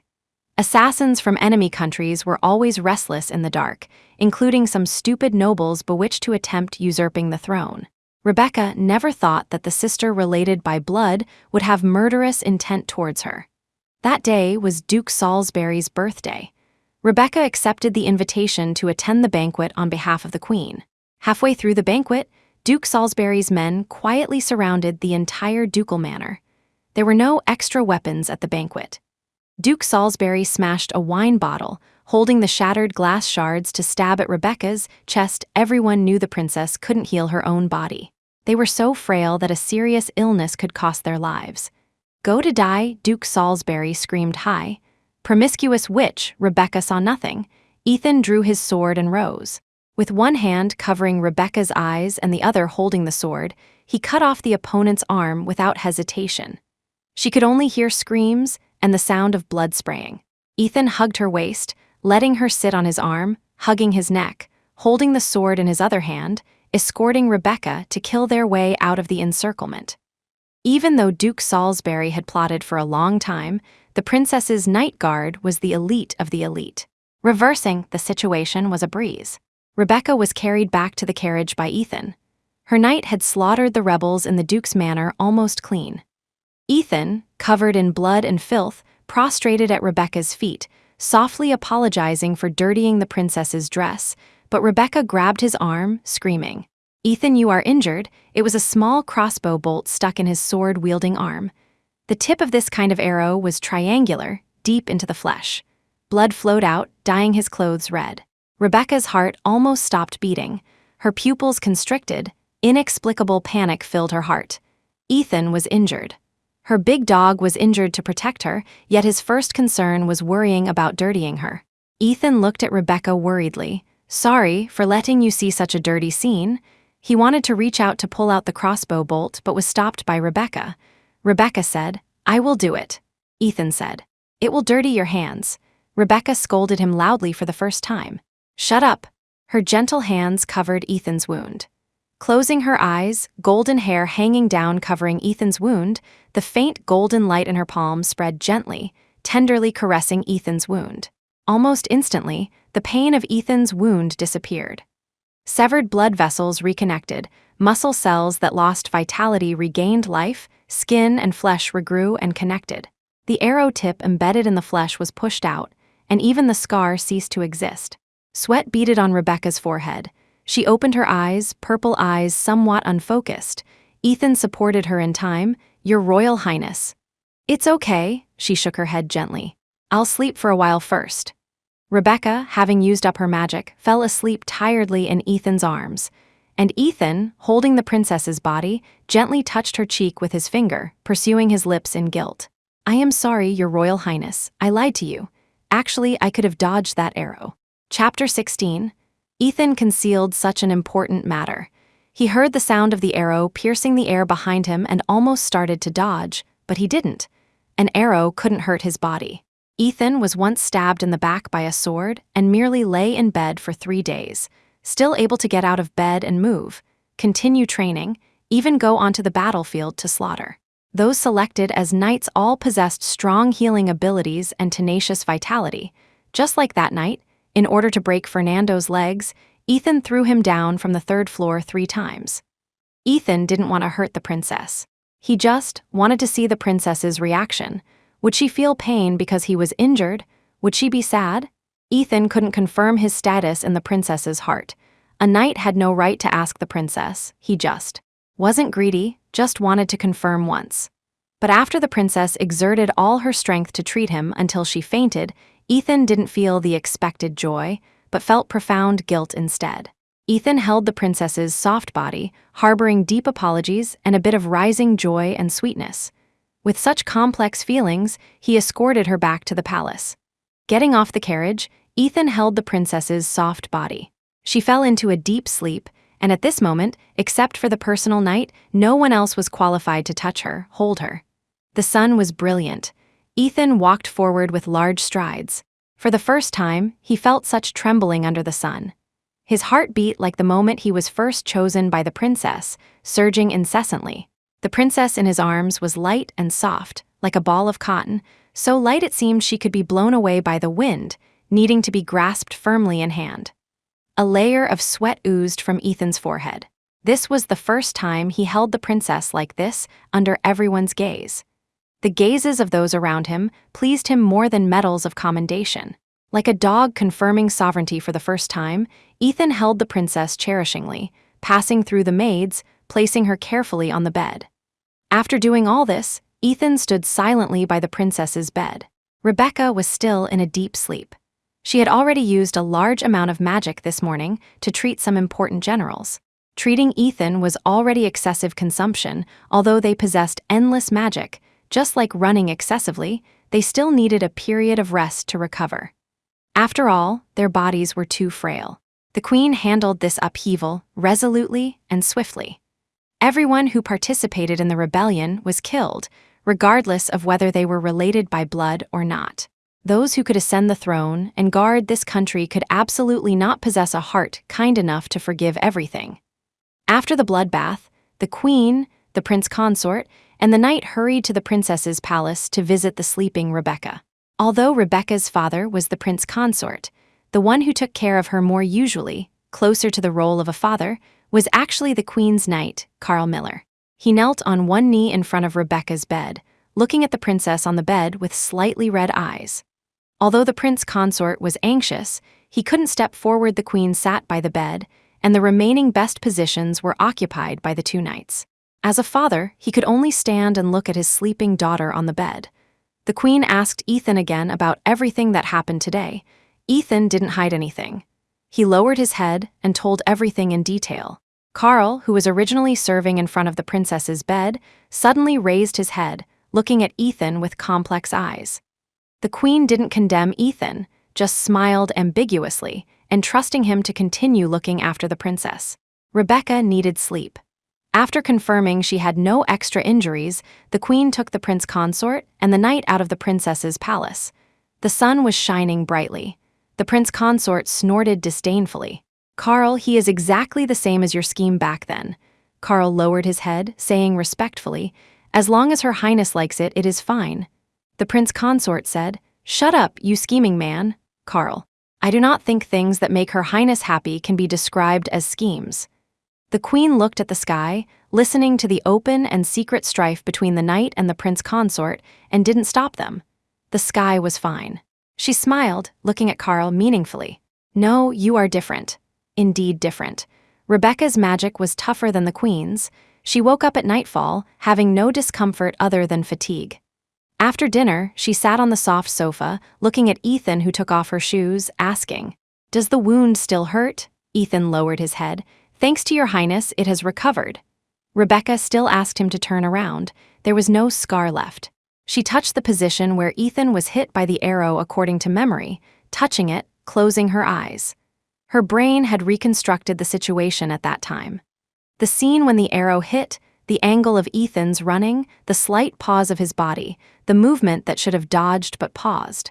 Rebecca opened her eyes. She looked at Ethan's golden hair, his ocean-like blue eyes. He lowered his mighty body, kneeling to serve her.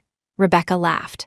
She leaned forward, kissed Ethan's golden hair, saying affectionately, "Ethan, fortunately I have you, otherwise I might have died today." Ethan said humbly, "Protecting the princess is my duty." "You are so good." Rebecca cupped his face with both hands, face full of admiration, looking up at him intently. "Then Ethan, will you protect my prince consort just like you protect me?" Chapter 17.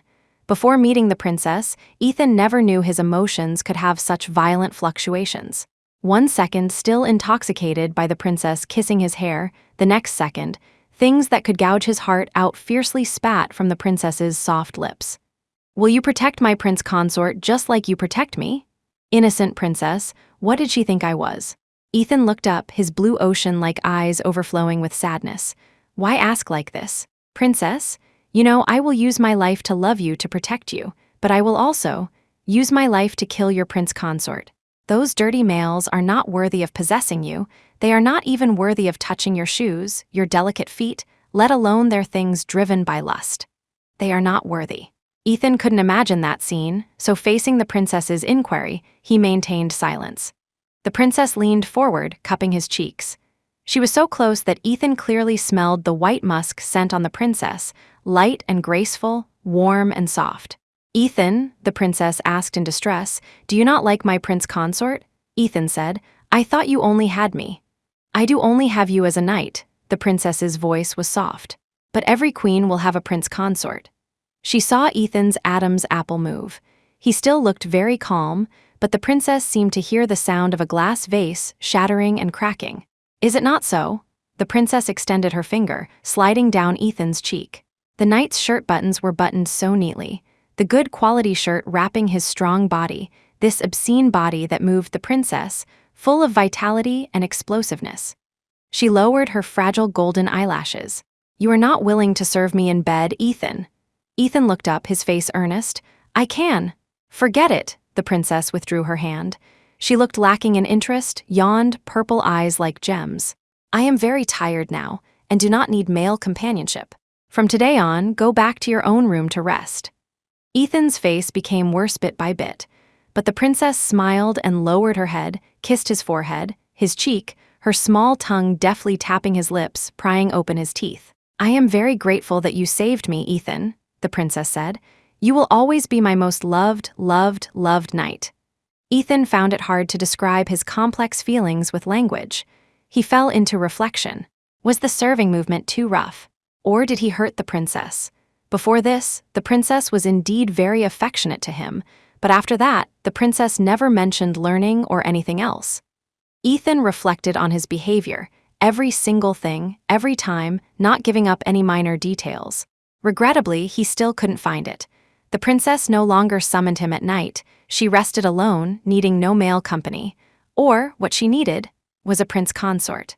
Ethan knew that the candidates for the future prince consort were already prepared, just waiting for the princess to select personally. She would select a portion satisfying her from these people, then meet them personally. Just like selecting knights once, the princess would select a prince consort satisfying her from them, doing things with him that all knights couldn't do, breeding offspring together. Ethan could only wait quietly in this narrow room forever, listening to the sounds outside. Just because his service couldn't satisfy the princess. Just because he refused the princess. Ethan prayed countless times for the date of choosing the prince consort to be postponed. At least he wouldn't kill an innocent person so quickly. But the princess was obviously enthusiastic about this matter. When the portraits of candidates were all sent up, she even invited Ethan to watch and admire together. "Speak your views on them," the princess said generously. "As long as you dislike them, we cancel his qualification." Ethan said, "This is not in accordance with the rules." The princess nodded, "Indeed, but I am the next queen. What I say is the rule." Ethan looked at the beautiful princess. She was so slender and small, yet emitting brilliant luster. The princess's smile was so pure. Did she really not know? Ethan finally asked, "If I say none of these people are good, will you give up choosing a prince consort because of this?" The princess nodded. "Of course." The tall knight lowered his head, silently looking at the petite princess, his ocean-like eyes clear and firm. The princess said, "If there are no suitable ones this year, then we can choose again next year." Ethan. The petite princess laughed. She stretched out her arms, hugging Ethan's neck. She was too small. This posture forced her to raise her feet slightly. Ethan reflexively picked her up, letting her sit on his arm. There were no others here, so Ethan dared to indulge a little. The soft and noble princess sat on his arm, cupping his face with one hand, lowering her head to kiss his lips. "Considering that you will cooperate together to serve me for decades in the future," the princess said, "for the sake of brotherhood harmony, I will also seriously choose a prince consort who has tacit understanding with you." Chapter 18. Rebecca saw Ethan's face turn bad. Exactly what she wanted. Rebecca found the knight might be somewhat too stubborn. She admitted his integrity, but obviously, destroying his integrity would make Rebecca feel happier. She wanted to see this knight of firm belief place her within his beliefs too. She wanted to destroy this knight's belief that he must not unite with the opposite sex before marriage. Rebecca liked him, and liked the him transformed by herself even more. Rebecca had no doubt she would have a prince consort in the future. Every queen was like this. A prince consort, a loyal knight. She chose the knight according to her own will, so naturally she would also choose a prince consort according to her will. The words she said to Ethan indeed contained no falsehoods. Considering future coexistence issues, Rebecca would certainly choose someone the knight also approved of. She didn't want her return to the bedchamber and still have to deal with relationships between men. State affairs, magic improvement. These things were very important. Rebecca carried the future of this country on her shoulders and couldn't spend too much thought on the harem. The current Rebecca had no need to find a prince consort yet. She actually planned to refuse this year's prince consort selection, but to stimulate a certain loyal big dog, Rebecca had to do this. Just like now, Rebecca cupped his face, asking him gently, "Is it not so?" "Of course not," Ethan said, his voice grating. "I thought I would be your only one." "Don't be silly, Ethan," Rebecca sighed. "How could I give up other trees because of you? Ethan, I will possess a prince consort and must have a prince consort." The blue light in Ethan's eyes was about to disappear. He pursed his lips, looking like that very depressed kind of sadness. A good knight would absolutely not pass negative emotions to the princess. Even if his heart was breaking, he still had to maintain calm and gentleness when facing the princess. Rebecca cupped his face affectionately, soft lips pressing on his cheek. "Don't be sad, Ethan. At least, the person I love most right now is you. You are my favorite member of the opposite sex." She felt she really wasn't easy, actually saying so much to him. How difficult for a haughty princess to express her inner love. Rebecca thought so. She should be the gentlest princess. Gentle and kind enough not to bear seeing the loyal knight sad, to the point of doing comforting things. She said she loved him to him. The princess loved the loyal knight. Ethan said, "Like most right now?" "Yes," Rebecca kissed his forehead. "Ethan, I promise you." The princess's promise didn't make Ethan happy. Rebecca was surprised to find that, for a long time afterward, her knight Ethan remained in a silent, unhappy state. The princess had no way to comfort people. She knew deeply she couldn't break her stance and rules for Ethan. Especially, it was a knight determined not to cross the bottom line. He wouldn't do it, yet wouldn't let others do it? Where was such logic? The princess was also somewhat displeased. She had done her utmost sincerity. At first, she didn't want to say words like, "The one I love most is Ethan." But Ethan at that time looked too pitiful enough that she unknowingly said such annoying words. What was more annoying was that Ethan didn't become happy because of this sentence. The knight's heart was harder than stone. After drawing this conclusion, the princess decided not to consider how the knight felt anymore. As if deliberately throwing a tantrum at him, the princess still held the preliminary selection for prince consort. She found looks she didn't hate from these portraits, then told the minister in charge of these things to bring these people for her to see in 2 days. If successful, Rebecca would hold a wedding next year. When saying these words, Rebecca deliberately looked at where Ethan was. He stood behind the gauze curtain, motionless like a statue. Rebecca couldn't see his face and expression. Even angrier, Rebecca turned her face, saying to the minister, "I hope you handle this matter as soon as possible." The minister agreed subserviently and left. There were no other maids in this temporarily summoned palace. Rebecca sat on her gemstone-encrusted throne, crossing her feet lazily, asking, "Ethan, what do you think?" After a long silence, Rebecca finally heard Ethan answer. "Your Highness, I think it is not good." Rebecca picked a grape. She sat on the throne, sighing, "But I need a prince consort." Ethan walked up to her. He threw away the sword in his hand, undid the cloak on his body, the wrist armor with protective functions. The white shirt buttons tightly binding his strong body were torn open forcefully. Golden hair, blue eyes, he was handsome as the sun god. Rebecca looked admiringly at the knight tamed by herself to this extent. She couldn't say the next sentence. The knight covered her mouth. He wasn't a tamed dog, he was a wolf driven to despair.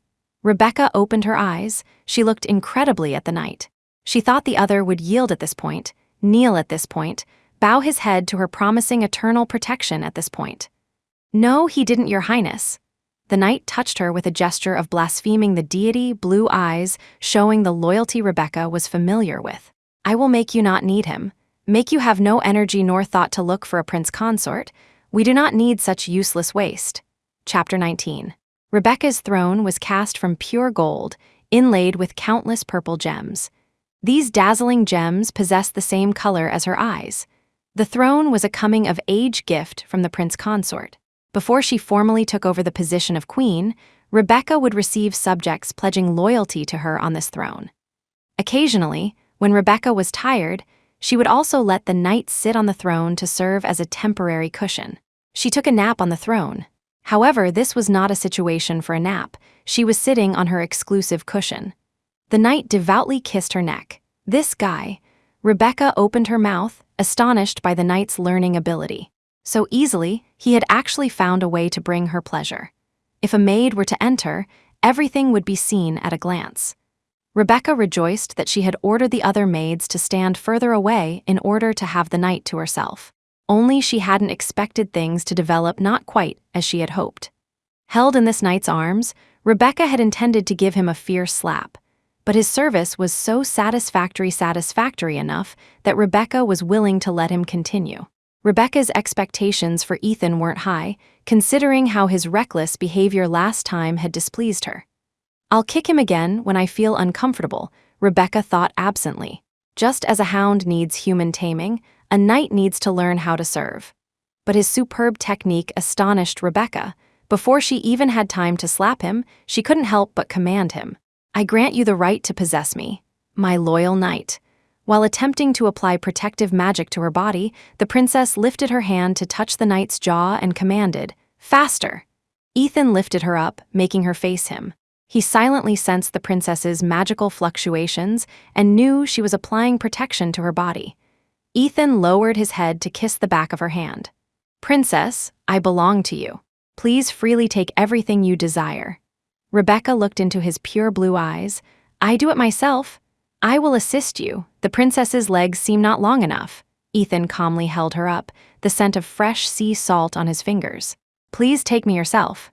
In this posture, Rebecca's feet were indeed suspended in the air.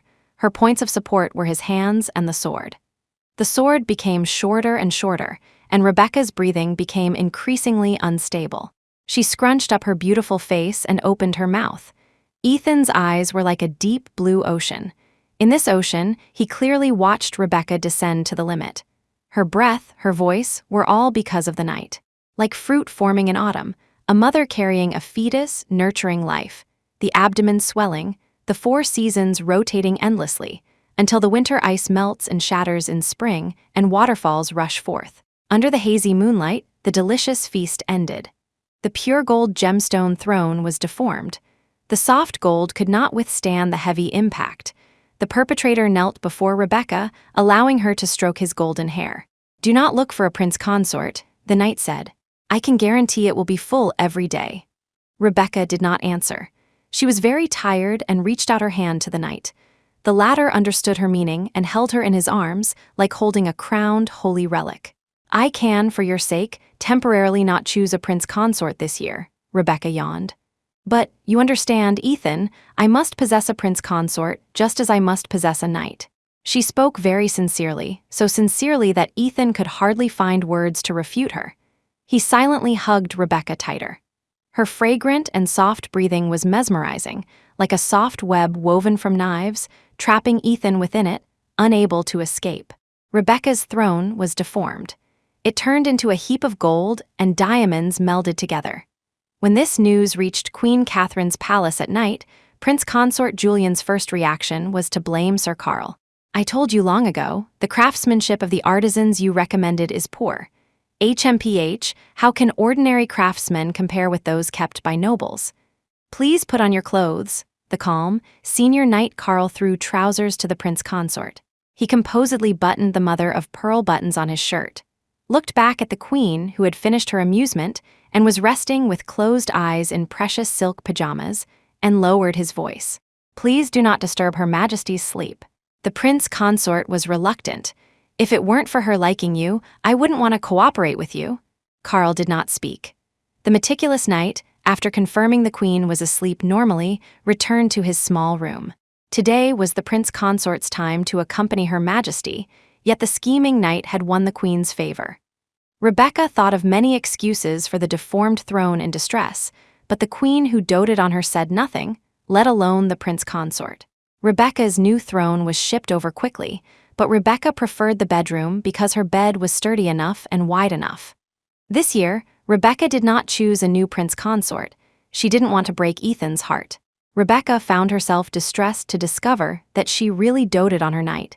She must be the first princess to treat a knight so well. Rebecca even made an exception and canceled this year's prince consort selection plan. It didn't matter, Rebecca thought happily. She would make Ethan accept these things eventually. Chapter 20. Rebecca didn't know about the lives of other princesses. She was quite satisfied with her current daily routine. Waking up at 8 every morning under the knight's kiss, Rebecca found that his tongue was becoming more and more agile. Although he still couldn't say too many sweet words, this loyal man seemed not to understand how to speak romantic lines. He could send her to the crest of the waves every time. After breakfast, she would attend classes, study, or perform diplomatic and auditing work that a princess should do. In the absence of other arranged activities, Rebecca would have a delicious lunch promptly at 12 o'clock, take a nap, and then continue the princess's work.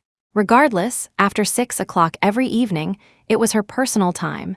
She could read or choose to rest. Rebecca chose to have intimate and friendly in-depth exchanges with the knight. She sighed at the knight's robust strength and seemingly endless vitality. These things could fill her fragile soul as if making her tough as well. Of course, Rebecca still needed to use magic to apply a little protection to her body. Otherwise, she couldn't accommodate him and might even be torn apart directly. Every time Rebecca touched her slightly protruding lower abdomen, she felt a fear of being broken and a special sensation. Such a bloody scene, just imagining it, made Rebecca feel terrified. The princess did not forget the responsibilities on her shoulders for the sake of beauty. Apart from demanding the knight's company every night, Rebecca was undoubtedly an excellent princess. Her magic was even more abundant than Queen Catherine's, allowing her to heal more people, bestow blessings on more residents, and strengthen the bodies and combat capabilities of generals and soldiers. Several times, she used her magic until it was exhausted or severely overdrawn, but Rebecca never complained. She was never stingy with these things. Obviously, the massive consumption of magic would only make her fall into a brief deep sleep, but these things could save commoners sad over terminal illnesses or generals who damaged their bodies for the country. Whenever the princess fell into a deep sleep, Ethan would carry her back to the palace and guard her awakening. Prince consort Julian couldn't bear to see the princess suffer so much and couldn't help telling the queen. But Queen Catherine sat on the throne without lifting her head, saying faintly, "Rebecca enjoys the superior conditions offered to her by the subjects of this country, so she should bear the corresponding responsibilities." Prince consort, but the queen put down her pen. She looked ahead. Under the effect of magic, their appearances would be frozen forever at the age of most vigorous vitality and beauty. They would never age, and their physical upper limit would never decrease. "This is Rebecca's choice," the queen said. "As her mother and the monarch, I am very gratified that my daughter has such awareness." This was indeed Rebecca's own choice. After falling into a deep sleep again due to magic exhaustion, she had a long dream. In the dream, the queen held a young man's hand, placed it on top of hers, and announced that God would bless their marriage. Rebecca turned to look, only to see Ethan lying in a pool of blood. Her loyal son knight, fallen at the wedding scene. Rebecca called his name. Ethan, princess. Warm hands picked her up. Rebecca opened her eyes wide, gradually finding clarity from the darkness. She found herself held in the knight's arms. Oh God, his vitality was still vigorous. Rebecca closed her eyes and said, I had a nightmare. Ethan hugged her. There was no lust, nor was it like a knight treating a princess. It was an indescribable feeling, like a big dog lying down to let its little owner hug it after she fell. What nightmare? Ethan said. I will draw my sword to cut these away for you. The princess's face pressed against his shirt. After a long time, she whispered, I dreamed that I died. Impossible, Ethan said decisively. I will protect you. Such a thing will absolutely never happen. He hugged the sweaty princess. She smelled so fragrant and warm. The knight didn't dare use force, worried he would crush the princess's fragile shoulders.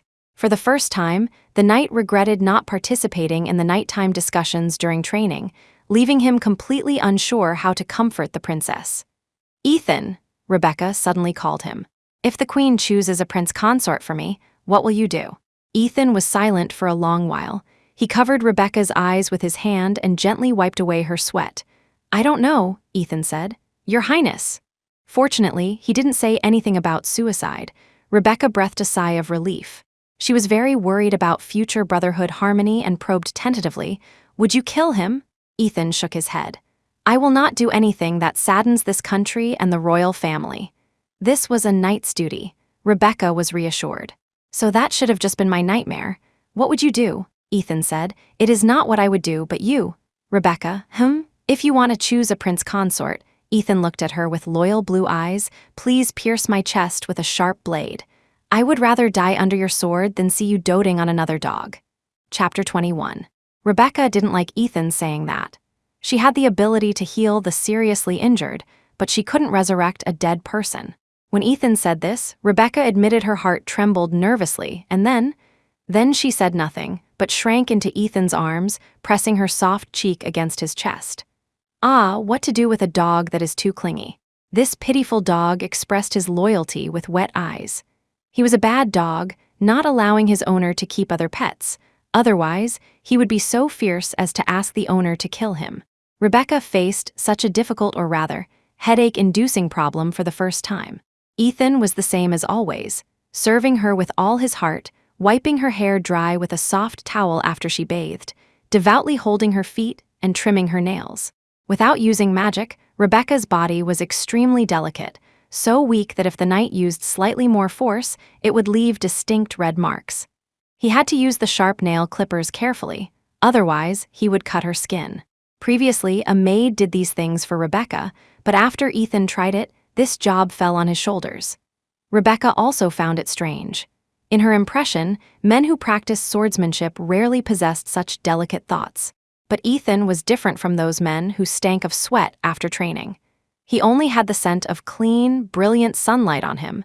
Even the things he released didn't smell bad. He seemed born to be Rebecca's knight. Careful, gentle, bursting with vitality, clean, and full of stamina. So much so that Rebecca couldn't find anyone comparable to him. In the midst of this, a small accident occurred. When Rebecca sneaked into a sealed tower to play, the old stairs broke. It was Ethan who caught her regardless of his own safety, hugging Rebecca in a completely enveloping posture. He landed on his back and took a hard fall. A thick, long wooden board pierced through his entire scapula, yet he made no sound and pulled it out himself. He knew that Rebecca trespassing here would displease the queen, so he endured the pain, quietly carried her back to the sleeping palace, and then accepted Rebecca's treatment. During this process, Ethan even deliberately opened the window to let outside birds and cats in, creating the scene that cats playing had broken the stairs. He cleaned up all the blood and meticulously disposed of all traces left by Rebecca. Ethan did so excellently that Rebecca wanted to replace him even less. But how to persuade a dog to accept a new member? Perhaps step by step? Rebecca considered for a long time and thought this plan was feasible. She invited some noble men and women to have dinner together and had Ethan serve throughout the process. Rebecca politely engaged in some conversation with the noble men she found pleasing to the eye, keeping the chat within a gentle scope, just like slightly intimate friends. Throughout the social engagement, Ethan didn't reveal his possessive dog personality, which made Rebecca quietly sigh in relief. Very good, it seemed Ethan's territorial awareness wasn't that strong. Feeling gratified, Rebecca drank 2 glasses of wine at the banquet. She also took note of several handsome noble men. The choice of a prince consort didn't require considering too many factors. After all, he only needed to provide a seed capable of awakening life. In Rebecca's considerations, besides appearance and scent, there was originally an item for vitality. After all, she loved guys with strong vitality. Unfortunately, no one present met the standard. These nobles were so frail that Rebecca suspected they might die if they persisted for half an hour. By comparison, Rebecca liked her big dog even more. At night, after drinking wine, Rebecca drove away the maids and demanded the knight to serve her. She was a bit drunk, so she even left things like applying face cream and skincare products to him. She gathered her magic, wanting to strengthen her body to cope with the upcoming crazy love. Ethan was unusually silent tonight. He knelt before Rebecca, kissed her feet, and held her pearl-like toes in his mouth. Rebecca felt something was wrong. She tried to condense magic. "Ah, Ethan, don't be so anxious. Let me reinforce my body first. Otherwise, it would be broken." Such a thought only floated in her mind for a second. Suddenly, Rebecca felt something was wrong. After getting drunk, her magic obviously became sluggish, so slow that she could only brew a little bit by now. And at this time, Ethan had released her toes and was gently kneading the soles of her feet. Rebecca shivered. She looked down and saw Ethan's clean blue eyes.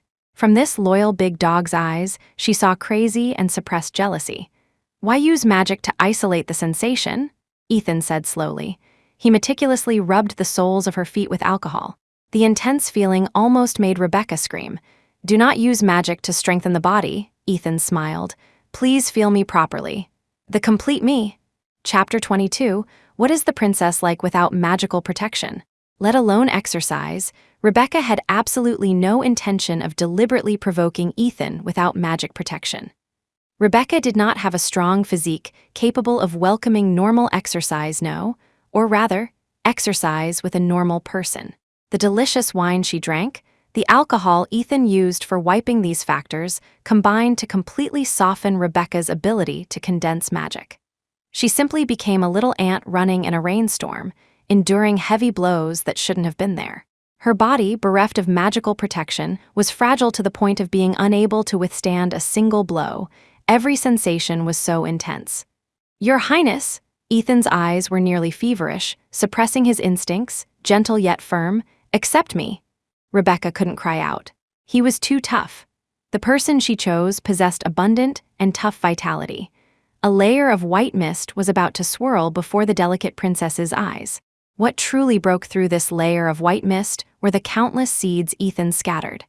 They were full of vitality, but destined not to multiply here. To avoid the appearance of illegitimate children, the queen would protect Rebecca with a spell. Of course, this spell would be cancelled at the wedding, but Rebecca was still severely scalded. Detestable Ethan. The first thing Rebecca did upon waking the next day was to slap Ethan heavily. She scolded him sternly. "You cannot violate my orders. Don't you understand such a simple thing?" Ethan knelt before her, lowered his head, and quietly accepted her punishment, but refused to promise. Rebecca was furious with him but couldn't find a way to punish him. She couldn't bear to hurt the knight's body, and ordinary verbal attacks were completely ineffective. Loyal dogs are not saddened by their owners. No matter what you do, they will love and trust you as always. Even if the owner hurts them, they won't hide. No matter how Rebecca punished or insulted him, as long as Rebecca rested, Ethan would use his superb learning ability and unparalleled skills to give Rebecca continuous pleasure. Rebecca couldn't refuse. He knew her so well, every expression, every movement. Even if she just made a sound of displeasure, he could understand her pain and stop immediately, soothing her suffering with lips and tongue. The only way Rebecca found to hurt Ethan's heart was now just one: intentionally getting intimate and flirting with those noble boys who were candidates for prince consort in front of him. Ethan would watch silently as Rebecca chatted and laughed with them during the day, and then be fiercer and more aggressive at night. Rebecca often suspected she had chosen the wrong night. Had she not chosen a loyal and honest big dog, but actually an unruly wolf? But Ethan would kneel before her, holding her feet, using his blue eyes to tell Rebecca that he would be loyal to her forever, that he would dedicate all his life and energy to her.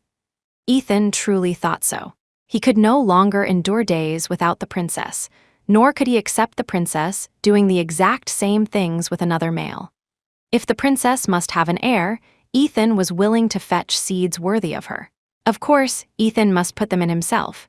If the princess despised his seeds as lowly, then Ethan was willing to accept the princess giving birth to the next heir of this kingdom. He would treat the child as his own daughter, just like Knight Carl who accompanied the queen now. This restless emotion was strangely calmed after the princess invited a young master from a noble family into the palace for the third time.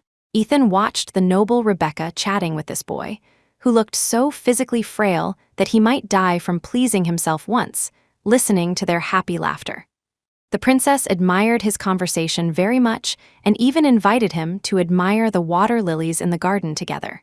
Ethan patiently waited for the opportunity when the noble boy was alone. The princess went to the washroom nearby to freshen up. This would take about 6 minutes. 6 minutes was enough for Ethan to crush an ant. Ethan walked behind the noble boy and extended his hands. Just a gentle push, and the boy's bones would be shattered by him, falling into the pool. "Ethan?" Rebecca's confused voice came. She asked, "What do you want to do to my cousin?" Ethan was quiet for 2 seconds. The noble boy also turned around, somewhat shyly. "Your Highness, Uncle said my identity needs to be kept secret for now." Ethan stopped moving. For the sake of bloodline health, the prince consort candidate could absolutely not be a close relative. Rumor had it that the prince consort also had a sister who was an illegitimate daughter. Rebecca lifted her skirt and hopped over nimbly. She stared at Ethan's hands. "Just now you," Ethan said. "Your Highness, I saw a fallen hair on your cousin's clothes and was preparing to remove it for him." Chapter 23. A clumsy lie. Idiot, idiot, idiot, big idiot did he think she would believe that. Rebecca locked eyes with Ethan, watching as the honest knight's ears and neck began to turn red before barely managing to say, "Very well, Ethan." He curtsied to Rebecca. "It is my honor, princess." He was still so polite. Even when he made Rebecca cry, he was equally polite, loyally calling her name, dutifully dedicating the knight's powerful body and soul. Rebecca's tears were definitely not due to discomfort. On the contrary, it was pleasure so intense that tears lost their restraint. In such companionship, Rebecca and Ethan welcomed their first winter together. Normally, Rebecca would reduce going out in winter. Their bodies were frail and needed more protection and energy, while the severe cold would weaken their resistance. A fever wouldn't take their lives, but it would make them temporarily lose magical protection. When Rebecca read fairy tale books as a child, there were no stories about snow-capped mountains and winter. Previous queens believed these books would make them yearn for the cruel winter and forbade them from reading, as if this would solve the problem at the root. Actually, it wouldn't. People always like things called taboos, things explicitly forbidden, especially if these things can provide mental and visual pleasure without harming the body. Rebecca still liked snowflakes. Every year when it snowed, as she passed through the garden, she would seriously step on the path covered in snowflakes. The snow here would be swept by designated people, so things like rolling in the thick snow and then diving in head first were completely impossible. The title of princess did not symbolize enjoyment and freedom. She had heavier responsibilities. When the first snow of the year arrived, Rebecca's mind wandered during class for the first time. She looked at the snow outside, watching the chirping birds and the cats chasing and running in the snow. A cat that had rolled in the snow came in covered in snow. Rebecca reached out in surprise. The cat jumped into her arms, and the white snow on its fur shook off into her embrace. Rebecca closed her eyes and sighed softly, hearing the maid remind her in a gentle tone, "Princess, you cannot hug it. The cold on its body will make you sick." Rebecca said, "No, it won't, I just want to hug it more." The maid reached out to her. "Princess." Rebecca pretended not to see. She turned her face away, a small act of rebellion. The maid wanted to persuade her again, but Ethan, standing aside, spoke up. "I believe Her Highness's body can support her hugging a cat. Lessa, you are too cautious." The maid was somewhat surprised. She looked at the reticent knight saying such words, hesitated for a few seconds, and slowly retreated. Rebecca hugged this little kitten with satisfaction, kissing its fur until all the snowflakes on its body melted into water. Rebecca then reluctantly let it leave, looking regretfully at the clean and transparent world outside. She really wanted to go out and see, but a princess couldn't make such a willful request. She could only stroke the cat's fur, close her eyes, and reminisce about the feeling of touching snowflakes. A princess must bear corresponding responsibilities, rather than blind willfulness. To reward the knight for his defense today, Rebecca was willing to let him be satisfied twice today, or, if she was in a good mood, she could condescend to help out with her hand. After all, it was just a lift of a finger. So, after dinner, Rebecca said to Ethan, "Today I can grant you one thing. You can make a request to me as long as it is within my tolerance. You can say anything." Rebecca could imagine the knight's wish with her toenails. He was a big dog she could summon with a wave of her hand. Healthy, tough, possessing endless energy. Unfortunately, the princess's frail body couldn't withstand his demands, so often, after Rebecca had enough pleasure herself, she would graciously allow him to hold her foot or a hand for self-relief. Therefore, the request a long-imprisoned beast would make at night could basically only be barbaric plunder or presumptuous behavior. Rebecca liked it too. She liked the feeling of this vigorous vitality. It seemed to give her endless energy and a constant source of life as well. The golden-haired knight knelt humbly before her. After confirming that Rebecca could indeed satisfy any wish, he lifted his face, his blue eyes clean and pure. "Your Highness, if you don't mind." Rebecca thought, "I don't mind, completely don't mind," though she couldn't accept serving him with her lips. After all, she was a princess. She could never lower her head for her dog. "I want to." "Rebecca, want a what? Hurry up and think. Twice, 3 times, princess on top or riding, I'm fine with anything. Please accompany me to watch the snow." Rebecca. Watching the snow at night with the person I love is my wish," Ethan said. "Princess, please accompany me to watch the snow, okay?" Chapter 24.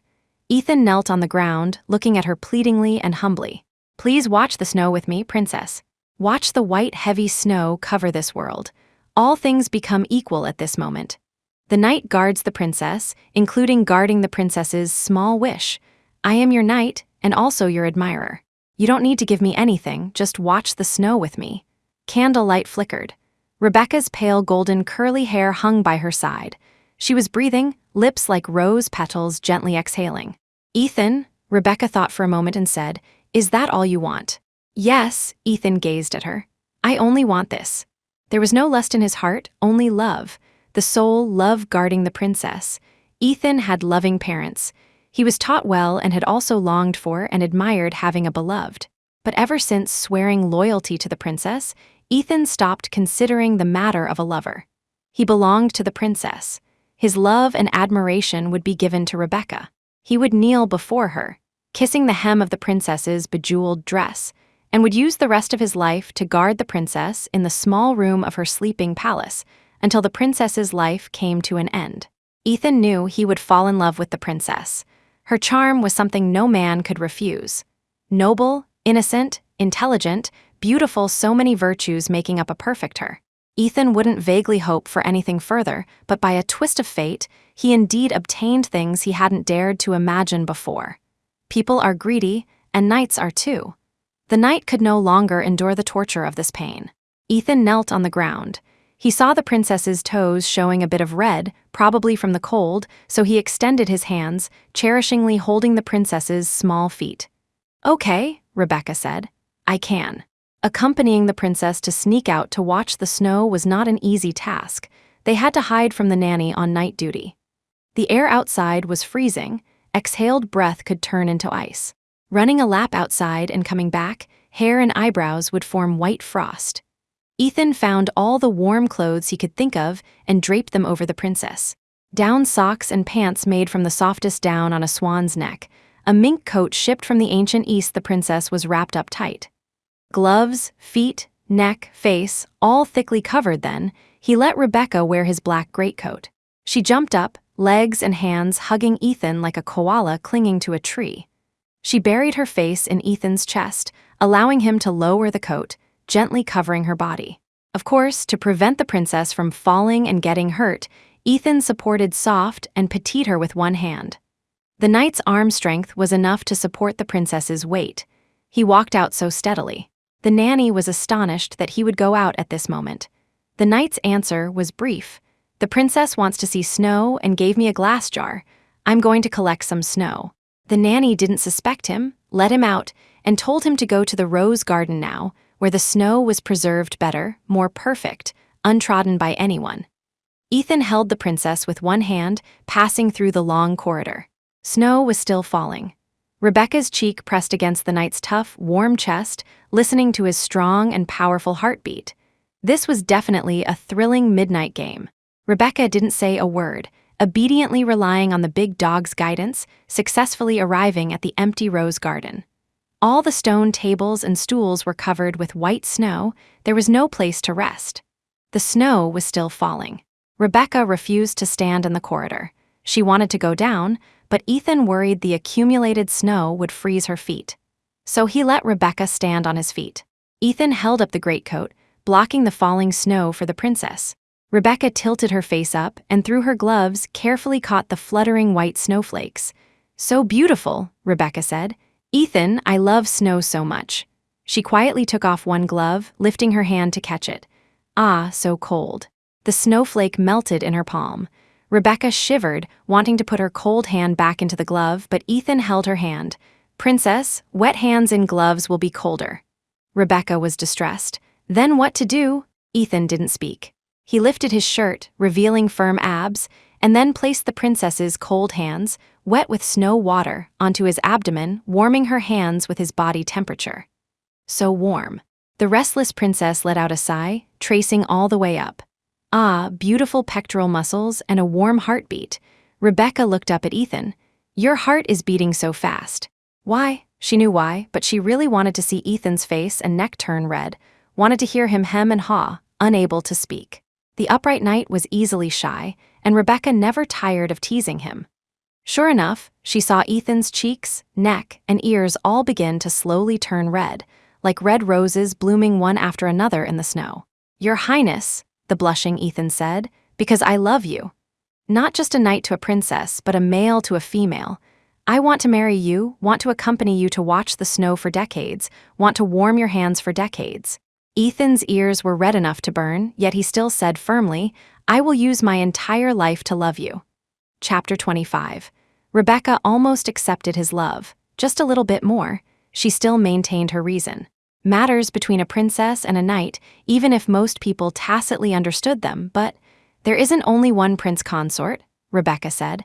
A knight is the princess's sole knight, but a prince consort will not always be the prince consort. Rebecca spoke euphemistically. She thought Ethan should be able to understand. Historically, examples of queens going from dislike to infatuation with a prince consort were few. More often, the queen chose a prince consort, was intimate, and bore children. Feelings weren't permanent. Queens and prince consorts would have disagreements, grow cold, and the queen would turn to favor other male pets, leaving the prince consort to guard the palace alone. But a knight was different. He would be with the princess forever, passed down through generations. No queen would discard her knight. They would always accompany each other until the queen died, and the knight's corpse would be buried with the queen. Many queens would request to have the knights and their tombstones connected. Ethan said, "I cannot tolerate." He looked like a big dog about to be abandoned by its owner, utterly pitiful. "Look," Rebecca pulled out her hand. She caught a snowflake, holding it in her palm, carefully letting Ethan see. "Snowflakes are beautiful, but they aren't eternal. They melt when hot. Water is quiet, not showy, but will exist forever." "Do you not like water?" Rebecca looked up at the knight. "Why do something destined to cause hurt?" "Ethan." Ethan held Rebecca's slender back. This upright knight, tasting the bitterness of wanting what he couldn't have for the first time, restrained his emotions and whispered, "Perhaps love makes me lose my reason." Rebecca stood on tiptoe. Her height prevented her from kissing Ethan's lips, but he leaned down to touch the princess's soft, petal-like lips. She gently kissed the knight, then continued to endure. The princess could not abandon the princess's responsibility, and the knight could not violate the knight's duty. They kissed quietly in the snow until the wind blew Rebecca's fingertips cold. Only then did Ethan wrap the princess up, hold her in his arms, cover her with the greatcoat, and quickly return to the bedroom. "Be water," tonight's Rebecca touched the knight's hands before sleeping, her pale golden hair making her face look like a gentle angel. "Ethan, be the water that can accompany me forever." The queen would not interfere with their romance. Of course, the prerequisite was that the knight could not influence the princess in finding a prince consort and conceiving the next generation of children. The queen was resolute. She doted on her daughter and naturally wouldn't do things that made Rebecca sad. But on the level of the kingdom, family affection and romantic love had to take a back seat. Under the knight's meticulous care, Rebecca didn't get sick from touching the snow. The next day, she was still energetic, clinging to the knight to please her under the down quilt. The boundaries she allowed the knight to touch increased. Besides allowing him to taste the tender clam pearl, she also allowed him to taste the peach. Rebecca thought the obedient dog should get his due reward, especially since she didn't hate it. Ethan never mentioned marriage or being the only one again. He became more silent than before, but also more submissive. Things Rebecca wanted but couldn't get, he would find ways to smuggle in. Rebecca casually mentioned wanting to read some banned books, and Ethan used his salary to go out and buy them, screening them himself first. He absolutely wouldn't bring anything too heavy or not on the ban list for the princess to read. Rebecca hadn't eaten commoners' food outside, so Ethan talked to the kitchen staff alone, hoping they could make some healthy and delicious ordinary snacks to sneak to Rebecca during afternoon tea. Rebecca possessed many things. She had an entire palace, an entire country. Ethan had very few things. He only had himself, a fixed salary, a loyal heart, and love destined to receive no response. But those small hobbies incompatible with the position of princess were all shouldered by Ethan and clumsily satisfied one by one. Winter ended, and summer arrived. Rebecca's birthday was approaching, which also meant she was one step closer to the process of choosing a prince consort. Many people hoping to marry the princess sent gifts. Nobles never lacked historical treasures. The day before her birthday, Rebecca symbolically browsed around. There were luminous pearls larger than her head, a whole set of exquisite porcelain shipped from the distant east with Rebecca's portrait painted under the glaze, gemstones heavy as rocks, diamond necklaces brighter than candlelight. So many novel and precious treasures. Rebecca sighed, touched them all, and then happily ordered people to put these things away. Before falling asleep, Rebecca was still happily chatting with Ethan about today's treasures. So many beautiful things, so many. Saying this, Rebecca leaned over, lying in front of Ethan. Ethan, tomorrow is my birthday. Will you give me a kiss to celebrate my growing up?" Ethan said. "I also prepared a gift for you." Rebecca was surprised. "What?" "It is very cheap," Ethan said. "Maybe not as exquisite as those given to you by the nobles, but I made it myself." He lowered his head. Rebecca saw his red ears, watching the knight carefully take out a small, glass-covered object from his embrace. Oak base, inside was a small castle carved from wood. Sitting on the castle was a little princess wearing a crown, and behind the princess stood a big black dog much taller than her. These were all carved from wood, meticulous and gentle. Ethan held Rebecca's finger and gently pressed a button on the oak stopper. Touching some mechanism, the small clouds made of cotton above the castle quickly condensed, slowly dropping a frozen snowflake. Rebecca was stunned. Ethan whispered, "This is the snowflake that will accompany you forever, regardless of spring, summer, autumn, or winter." Chapter 26. Ah, this, silly dog. Rebecca held the box carved by this big dog. He had always been meticulous in doing things. Although it was wooden, every edge was polished clean without any burrs or sharp corners. Rebecca went to hold Ethan's hand. He didn't dodge, docilely allowing the princess to open his palm. Rebecca saw the calluses on it. The knight had always been good with his hands. He seemed ashamed that his fingers were so rough and moved them unnaturally. Rebecca lowered her head, dropping a kiss into his palm. "I like it very much, Ethan," Rebecca said. "This is my favorite birthday gift." She stroked Ethan's golden hair, lowering her head to press her lips against his face. Her knight had a clean, clear scent. Even the scent of his fluids didn't disgust Rebecca. Before this, Rebecca had doubted the fact that successive queens could always choose the knight suitable for them at first glance, but now Rebecca no longer questioned it. Perhaps this was the attraction of magic. The Ethan that Rebecca chose perfectly fitted her requirements. But Rebecca could be a knight's princess, yet she couldn't satisfy Ethan's request, couldn't be Ethan's Rebecca. "Ethan," Rebecca said, "thank you for the eternal snowflake you gave me." Ethan's gentle blue eyes gazed at her. "Your Highness, then I am willing to be with you forever," Rebecca said, "but Ethan, I will still have a prince consort." Ethan didn't move. But from the moment Rebecca's but left her mouth, his golden hair seemed to lose its life, and his blue eyes looked like a silent ocean. Clearly the same expression, clearly the same face, Rebecca couldn't say what had changed. Her heart felt stifled, as if saying these words was causing her to endure a violent blow as well. So strange. So strange. Rebecca watched Ethan's sadness, and she slowly sank into this nameless low emotion too.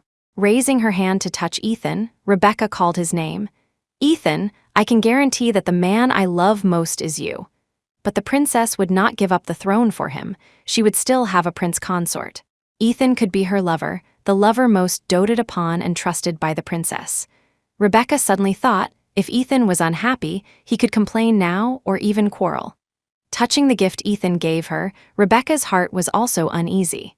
If this gentle and submissive big dog lost his temper slightly when sad, she could forgive him. No, nothing at all. Ethan's heartbreaking expression only lasted a few seconds. Soon, he lowered his head. "I know, Your Highness." Rebecca felt guilty. The big dog's quiet acceptance made her restless. "Ethan, I will compensate you. I will treat you better in the future." "No need, Princess," Ethan shook his head. "You are already good enough to me now." Rebecca placed the exquisitely crafted toy box by the bedside. She took the initiative to hug Ethan. Since she couldn't give him a title, Rebecca decided to compensate him in other ways. She could almost foresee that Ethan would lose emotional control. Rebecca quietly put 2 layers of protection on herself and kissed Ethan's eyes. "Love me," Rebecca said. "In any way and position you can think of, I accept." Rebecca couldn't speak more promises. She allowed the knight to pick her up. This experience was more intense than any before. How could a big dog with strong territorial instincts endure sharing and conceding? But in this world, how could everything go according to one's wishes? Rebecca couldn't, and Ethan certainly couldn't. He had already successfully been selected as a knight. Fate's gift had already visited him, impossibility descending a second time.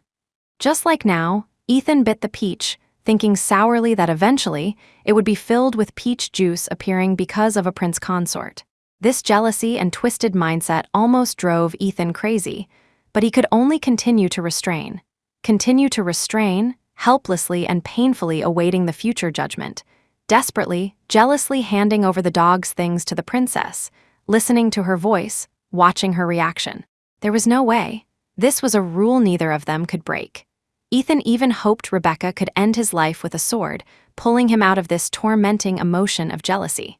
A soul that commits suicide cannot ascend to heaven, but hell wouldn't be more painful than Ethan's current situation. He had already obtained the princess, yet was forced to give her up again. He wasn't some loyal good dog. He was just a vicious dog with strong jealousy. But Ethan didn't expect that when his life truly hung by a thread, it wasn't caused by the princess or himself. It was poison. When he drank the poisoned wine, Ethan already realized something was wrong. His first reaction was to spit it into a napkin, then immediately draw his sword, forcing himself to shout loudly for other knights to protect the princess. It was currently nap time. Rebecca hadn't fallen asleep smoothly yet. She immediately walked to Ethan. "What's wrong?" Ethan's throat was already corroded by the scorching poison. He wanted to smile at Rebecca, but blood flowed continuously from the corner of his lips. "It's okay, princess, please." The sounds that followed couldn't come out. Upon seeing the knights arrive, Ethan, enduring severe pain, finally couldn't resist the invasion of the toxin. Sword in hand, he fell to the ground. He didn't even have time to finish his sentence, didn't even have a farewell. Rebecca's brain felt like late night after a heavy snowfall. "Ethan," she cried out, rushing urgently to Ethan. The knights, uneasy about letting her touch Ethan, tried to help her up. "Your Highness, you need to leave temporarily." "He is poisoned," The toxin might, why stop her at this time? A princess's life is precious, but a princess also needs her knight. A knight's life is equally precious. Rebecca hit someone for the first time, a fierce slap on the chest of the person blocking her. Ethan needs me. The knight wasn't hurt, but Rebecca's palm swelled high from the reaction force. She didn't care, completely ignoring the pain in her palm. Using her status as princess, she ordered them to step back. She knelt before the knight, desperately using magic to heal him. All of it, endless energy, flowed out of her body. Rebecca completely disregarded the consequences. She just wanted Ethan to stand up. Regardless of how great the cost, she wanted her big dog safe and sound. But there was no movement. Rebecca couldn't feel Ethan's heartbeat. Her magic was almost exhausted, yet she hadn't healed him. Ethan lay on the ground, his hand still tightly gripping the sword. Until the last moment, what he was concerned about was still the princess's safety. Rebecca had no strength left. The high-intensity consumption made it impossible for her to even sit up straight. She could only lie on the ground, her palm pressed against the knight's chest. She tried hard to condense magic, even just a little bit. Someone reached out to support her. Rebecca's vision blurred. She wanted to grasp the other person's hand but couldn't. The princess was so weak she nearly lost the ability to speak. "Mother, Ethan." "Good child," Queen Catherine stroked her face. "You have done your best." "Don't cry," Rebecca said. "I'm not crying, Mother. Please go save Ethan, save him." Saying this, she saw large clots of blood congealed on the silk handkerchief the queen used to wipe her tears. Rebecca reached out to touch her cheek. It was wet. She looked down. She indeed hadn't shed tears. She was silently shedding tears of blood. Chapter 27. Queen Catherine healed Rebecca's eyes with gentle hands and covered them with a layer of soft white silk ribbon. She had cried too hard and needed sufficient rest, otherwise, this would affect her future vision. It wasn't hopeless. The queen had her own knights protect the sleeping palace and sent word to Prince Consort Julian she might need to rest for a long time. While the queen rested, she hoped the prince consort could take good care of the princess and let the princess temporarily handle affairs. This was the meaning of the prince consort's existence, not only to bear the responsibility of reproduction, but also to shoulder the responsibility of assisting the princess when the queen fell ill or other accidents occurred. This was also why the queen chose a partner from well-bred nobles. An astrologer had once made a prophecy for the queen. She would fall into a period of deep sleep for the person she loved most. The queen initially thought this person was her knight until the little princess was born. Only then did the queen understand that her destined person was the little princess. When the queen saw the little princess shedding tears of blood, her heart was about to break. The queen could choose a suitable knight for the princess again, but looking at Rebecca's tears, she couldn't say such cruel words. Since it was destiny, the queen was willing to do her utmost to save her daughter's knight. Rebecca slept briefly due to magic exhaustion. When she woke up, her eyes were still covered with white silk cloth. She raised her hand, wanting to call the knight. "Ethan!" She heard her father's voice. "Rebecca, the queen is saving Ethan." Rebecca sat up. The prince consort brought milk to his daughter's lips. "Do you want to continue resting?" "No need," Rebecca covered her head. She could judge the position of things through hearing. Are Mother and Sir Carl accompanying Ethan? Yes. Has Ethan woken up? Not yet. Has he recovered his heartbeat? Long silence. Rebecca, Prince Consort Julian said, "He will recover." Rebecca said, "Thank you." She slowly drank the milk. Entry to the sleeping palace was not allowed freely now, fearing interference with the queen's treatment. Rebecca knew she should shoulder the responsibility.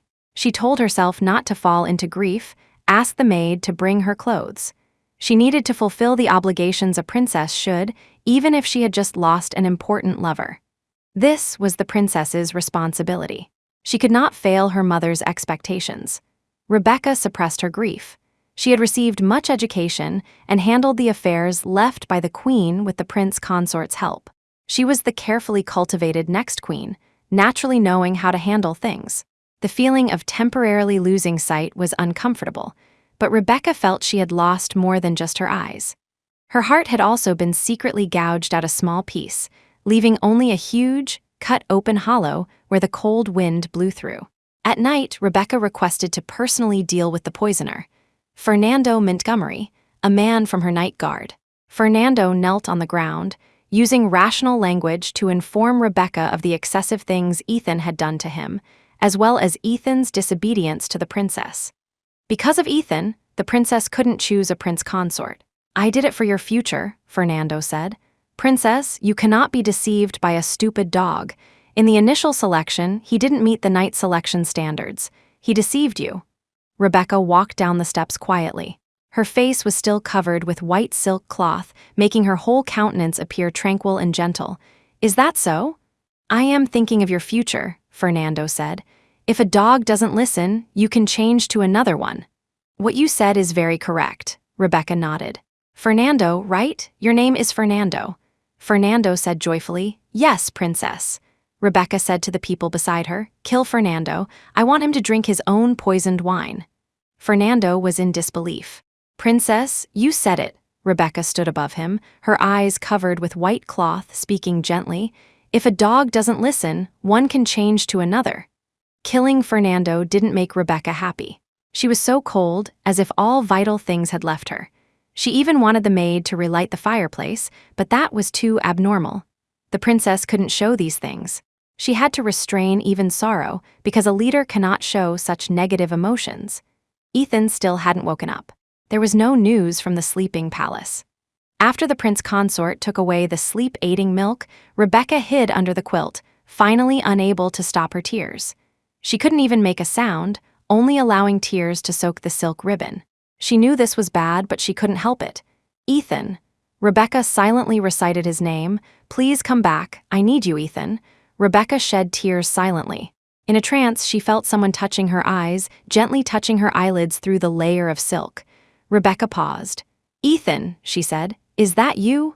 A moment later, Rebecca heard a hoarse voice. Perhaps realizing this voice would scare her, a pair of familiar large hands held Rebecca. Immediately after, the person knelt on the ground, gently pressing his lips against the back of Rebecca's hand. Rebecca reached out and touched familiar golden hair. "Ethan," she called his name, sitting up, silence in the darkness. Only the night wind and silence. That was just a beautiful dream of the princess. Chapter 28. Rebecca had never kept a pet. Before coming of age, it was considered inappropriate for a princess to feel pity for weak lives. Most people didn't want the princess's physical and mental health to be affected by excessive grief. The first pet Rebecca kept was Ethan, her loyal, unique knight, following behind her whenever and wherever, willing to sacrifice life and body. Queen Catherine used every method to treat the little princess's knight. 2 days later, she was sent back to the sleeping palace due to fatigue. Rebecca visited her mother first. Knight Carl, who treated her like a daughter, spoke gently with her, telling her that the queen's deep sleep wouldn't be too long. Rebecca sat by the bed, looking at her mother on the bed. After a long time, she asked Knight Carl, "Do you love my mother?" Knight Carl smiled. "Princess, this point should not need questioning." No one loved the master they served more than a knight, not even the prince consort could compare. Rebecca said, "Then how could you accept mother and father having me?" There was no one around, she asked very directly. Knight Carl was slightly stunned. He placed the queen's favorite vase on the table before telling Rebecca. Because the queen still loved him. Rebecca stared at him blankly. "Ethan is much luckier than I was," Knight Carl smiled gently at Rebecca. "He is the knight with the lowest origin, but the luckiest one." "You possess the right to choose freely," Knight Carl said. "Princess, I hope you can follow your heart." Rebecca said, "I don't know." Knight Carl said, "You will know." Rebecca quietly accompanied her mother for a while. She didn't go to eat lunch, but returned to her bedroom. Ethan was lying on the small bed in the knight's room. She felt it was very bad. It was too stuffy there. So she asked the maids to move Ethan to her bed. The maid hesitated. "Princess, this is very inappropriate." "I told you to move him," Rebecca said. "He almost died for me. Do I let him continue lying in a dark room meant for no one to see?" This time no one questioned her. The sleeping Ethan was properly placed on Rebecca's small bed. Rebecca lay beside the knight, napping with him palm pressed against the knight's chest. Rebecca could feel his heartbeat, the flow of blood, only somewhat slow. She didn't know when he would wake up. The queen had done her best to preserve his life. On the 3rd day of the knight's coma, Rebecca indeed received suggestions. Those people hoped Rebecca would choose a knight again from the guard team. They admitted Ethan was excellent, but Rebecca also needed protection. Even if Ethan survived successfully, these ministers didn't think he was suitable to continue accompanying Rebecca. Some also suggested Rebecca start considering a prince consort. The intimate behavior between the princess and the knight worried many people, fearing this would affect the princess's next generation. Is the meaning of my existence merely to bear children for this country? Rebecca sat on the throne. The queen was still resting. She was now the master of this country. She looked around, looking at these ministers. I understand this country needs an heir, and I also promise I will give you a suitable heir. Bearing an heir is my responsibility, but my responsibilities are by no means only these. Rebecca wore the crown. She calmly told the people kneeling below, successive prince consorts were personally selected by the princess, and I am no exception. I cannot hastily start the prince consort selection while my knight is in a coma, nor do I accept your semi-coercive request for me to choose from the nobles. I will satisfy this country's expectations, but on private matters, I think you are not yet qualified to order me. Rebecca rejected the minister's proposals with a tough stance, and no one refuted.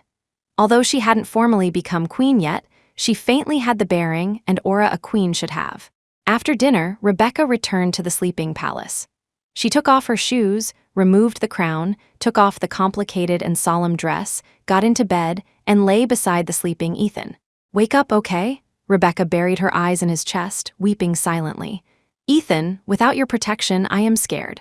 Those people are all saying things I don't like. Ethan, I beg you to wake up quickly. She didn't know if Ethan would wake up, if those toxins had damaged his body. But none of this mattered. As long as he woke up, Rebecca would continue to love him. Yes, she loved him. Rebecca leaned close to Ethan's cheek, gently placing a kiss. Ethan, Rebecca said, wake up. I only want you alone. She closed her eyes, leaning against Ethan. After the silence, Rebecca heard Ethan's voice. Really? Chapter 29. When the princess hugged him, Ethan was already awake. But his body didn't fully obey his consciousness. His fingers hadn't fully recovered strength yet. Perhaps because the toxins hadn't been completely cleared, his body was still in a state of exhaustion and weakness. When the princess cried on his chest, Ethan already wanted to comfort her. Don't cry, don't be like this, princess. You should always be happy. Do not shed tears for humble me, although I indeed feel joy because of this. Wake up, okay? The princess said. Ethan, without your protection, I am scared. I am already awake, princess. I am here, please don't cry. Those people are all saying things I don't like. Ethan, I beg you to wake up quickly. Ethan tried hard to open his eyes. He needed to hug the princess. Please rest assured I am here. Rebecca's gentle lips pressed against his cheek. Her voice was blank and helpless, breaking Ethan's heart. Ethan, Rebecca said, wake up, I only want you alone. If he had a tail, it would be curled into a heart shape, into a rose, offered for Rebecca to see right now. Ethan used all his strength to emit a flattered voice. Really? Ethan? He opened his eyes and saw the princess sitting on the bed. Her beautiful purple eyes had a layer of hazy tears, holding Ethan's face with surprise, eyes fixed on him. Ethan, are you awake? Ethan was still seeking confirmation. Princess, you just said. That's great, Ethan. The princess lay on his chest, tears streaming down profusely, nuzzling his cheek. You finally woke up. Ethan, that's great, thank mother. She completely disregarded the image of a princess, tears falling incessantly, dripping onto Ethan's cheek and neck. Rebecca's soft, clean lips rubbed against his chin, cheeks, lips. Ethan was deeply annoyed that he currently had no strength to respond to the princess's passion.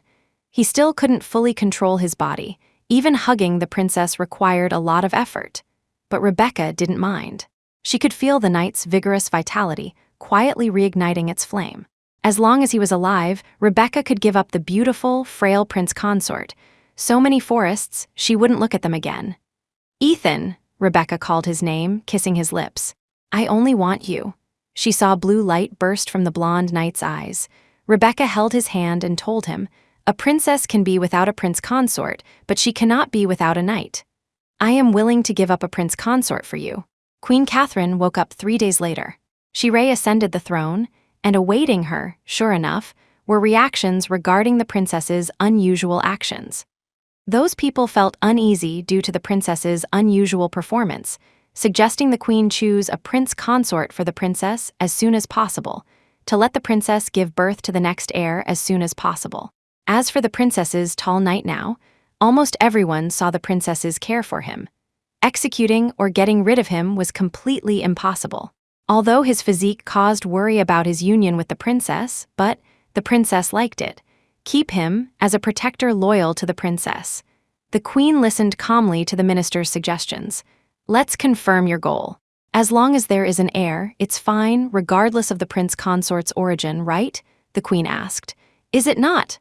After getting a definitive answer, the queen said, the princess will give you a satisfactory heir, but you do not need to know who the prince consort is. Such words naturally caused an uproar among the subjects. They looked at the queen in shock, pleading earnestly, hoping she wouldn't be impulsive. It is not impulse. The queen stood up. She said, I think there is no rule requiring the princess must have a prince consort, right? I am your king, but I am also my daughter's mother. A mother cannot watch her daughter choose a male she doesn't love for the sake of reproduction. As a king, I am willing to demand my daughter must bear children for this country, for you. Can it be that as a mother, I don't even have the right to fulfill my daughter's choice of partner? The ministers were silent. This queen, known for her iron-fisted methods, raised her proud head. She said decisively, at all costs, I will protect Rebecca and the partner she chooses. In the capacity of her mother, I swear to defend this to the end. The sunlight was great. The queen walked into the garden in clear weather. Rebecca was observing an injured butterfly, wanting to heal its wings. And behind her, the tall knight used his body as a shield, blocking the blinding sunlight for the princess, gently protecting the little princess with the shadow of his body. Seeing her approach, Rebecca walked over happily and curtsied. The queen held her hand and kissed her cheek. Rebecca could guess the outside discussions about her and Ethan. She looked up, wanting to get some definite answers from the queen's face.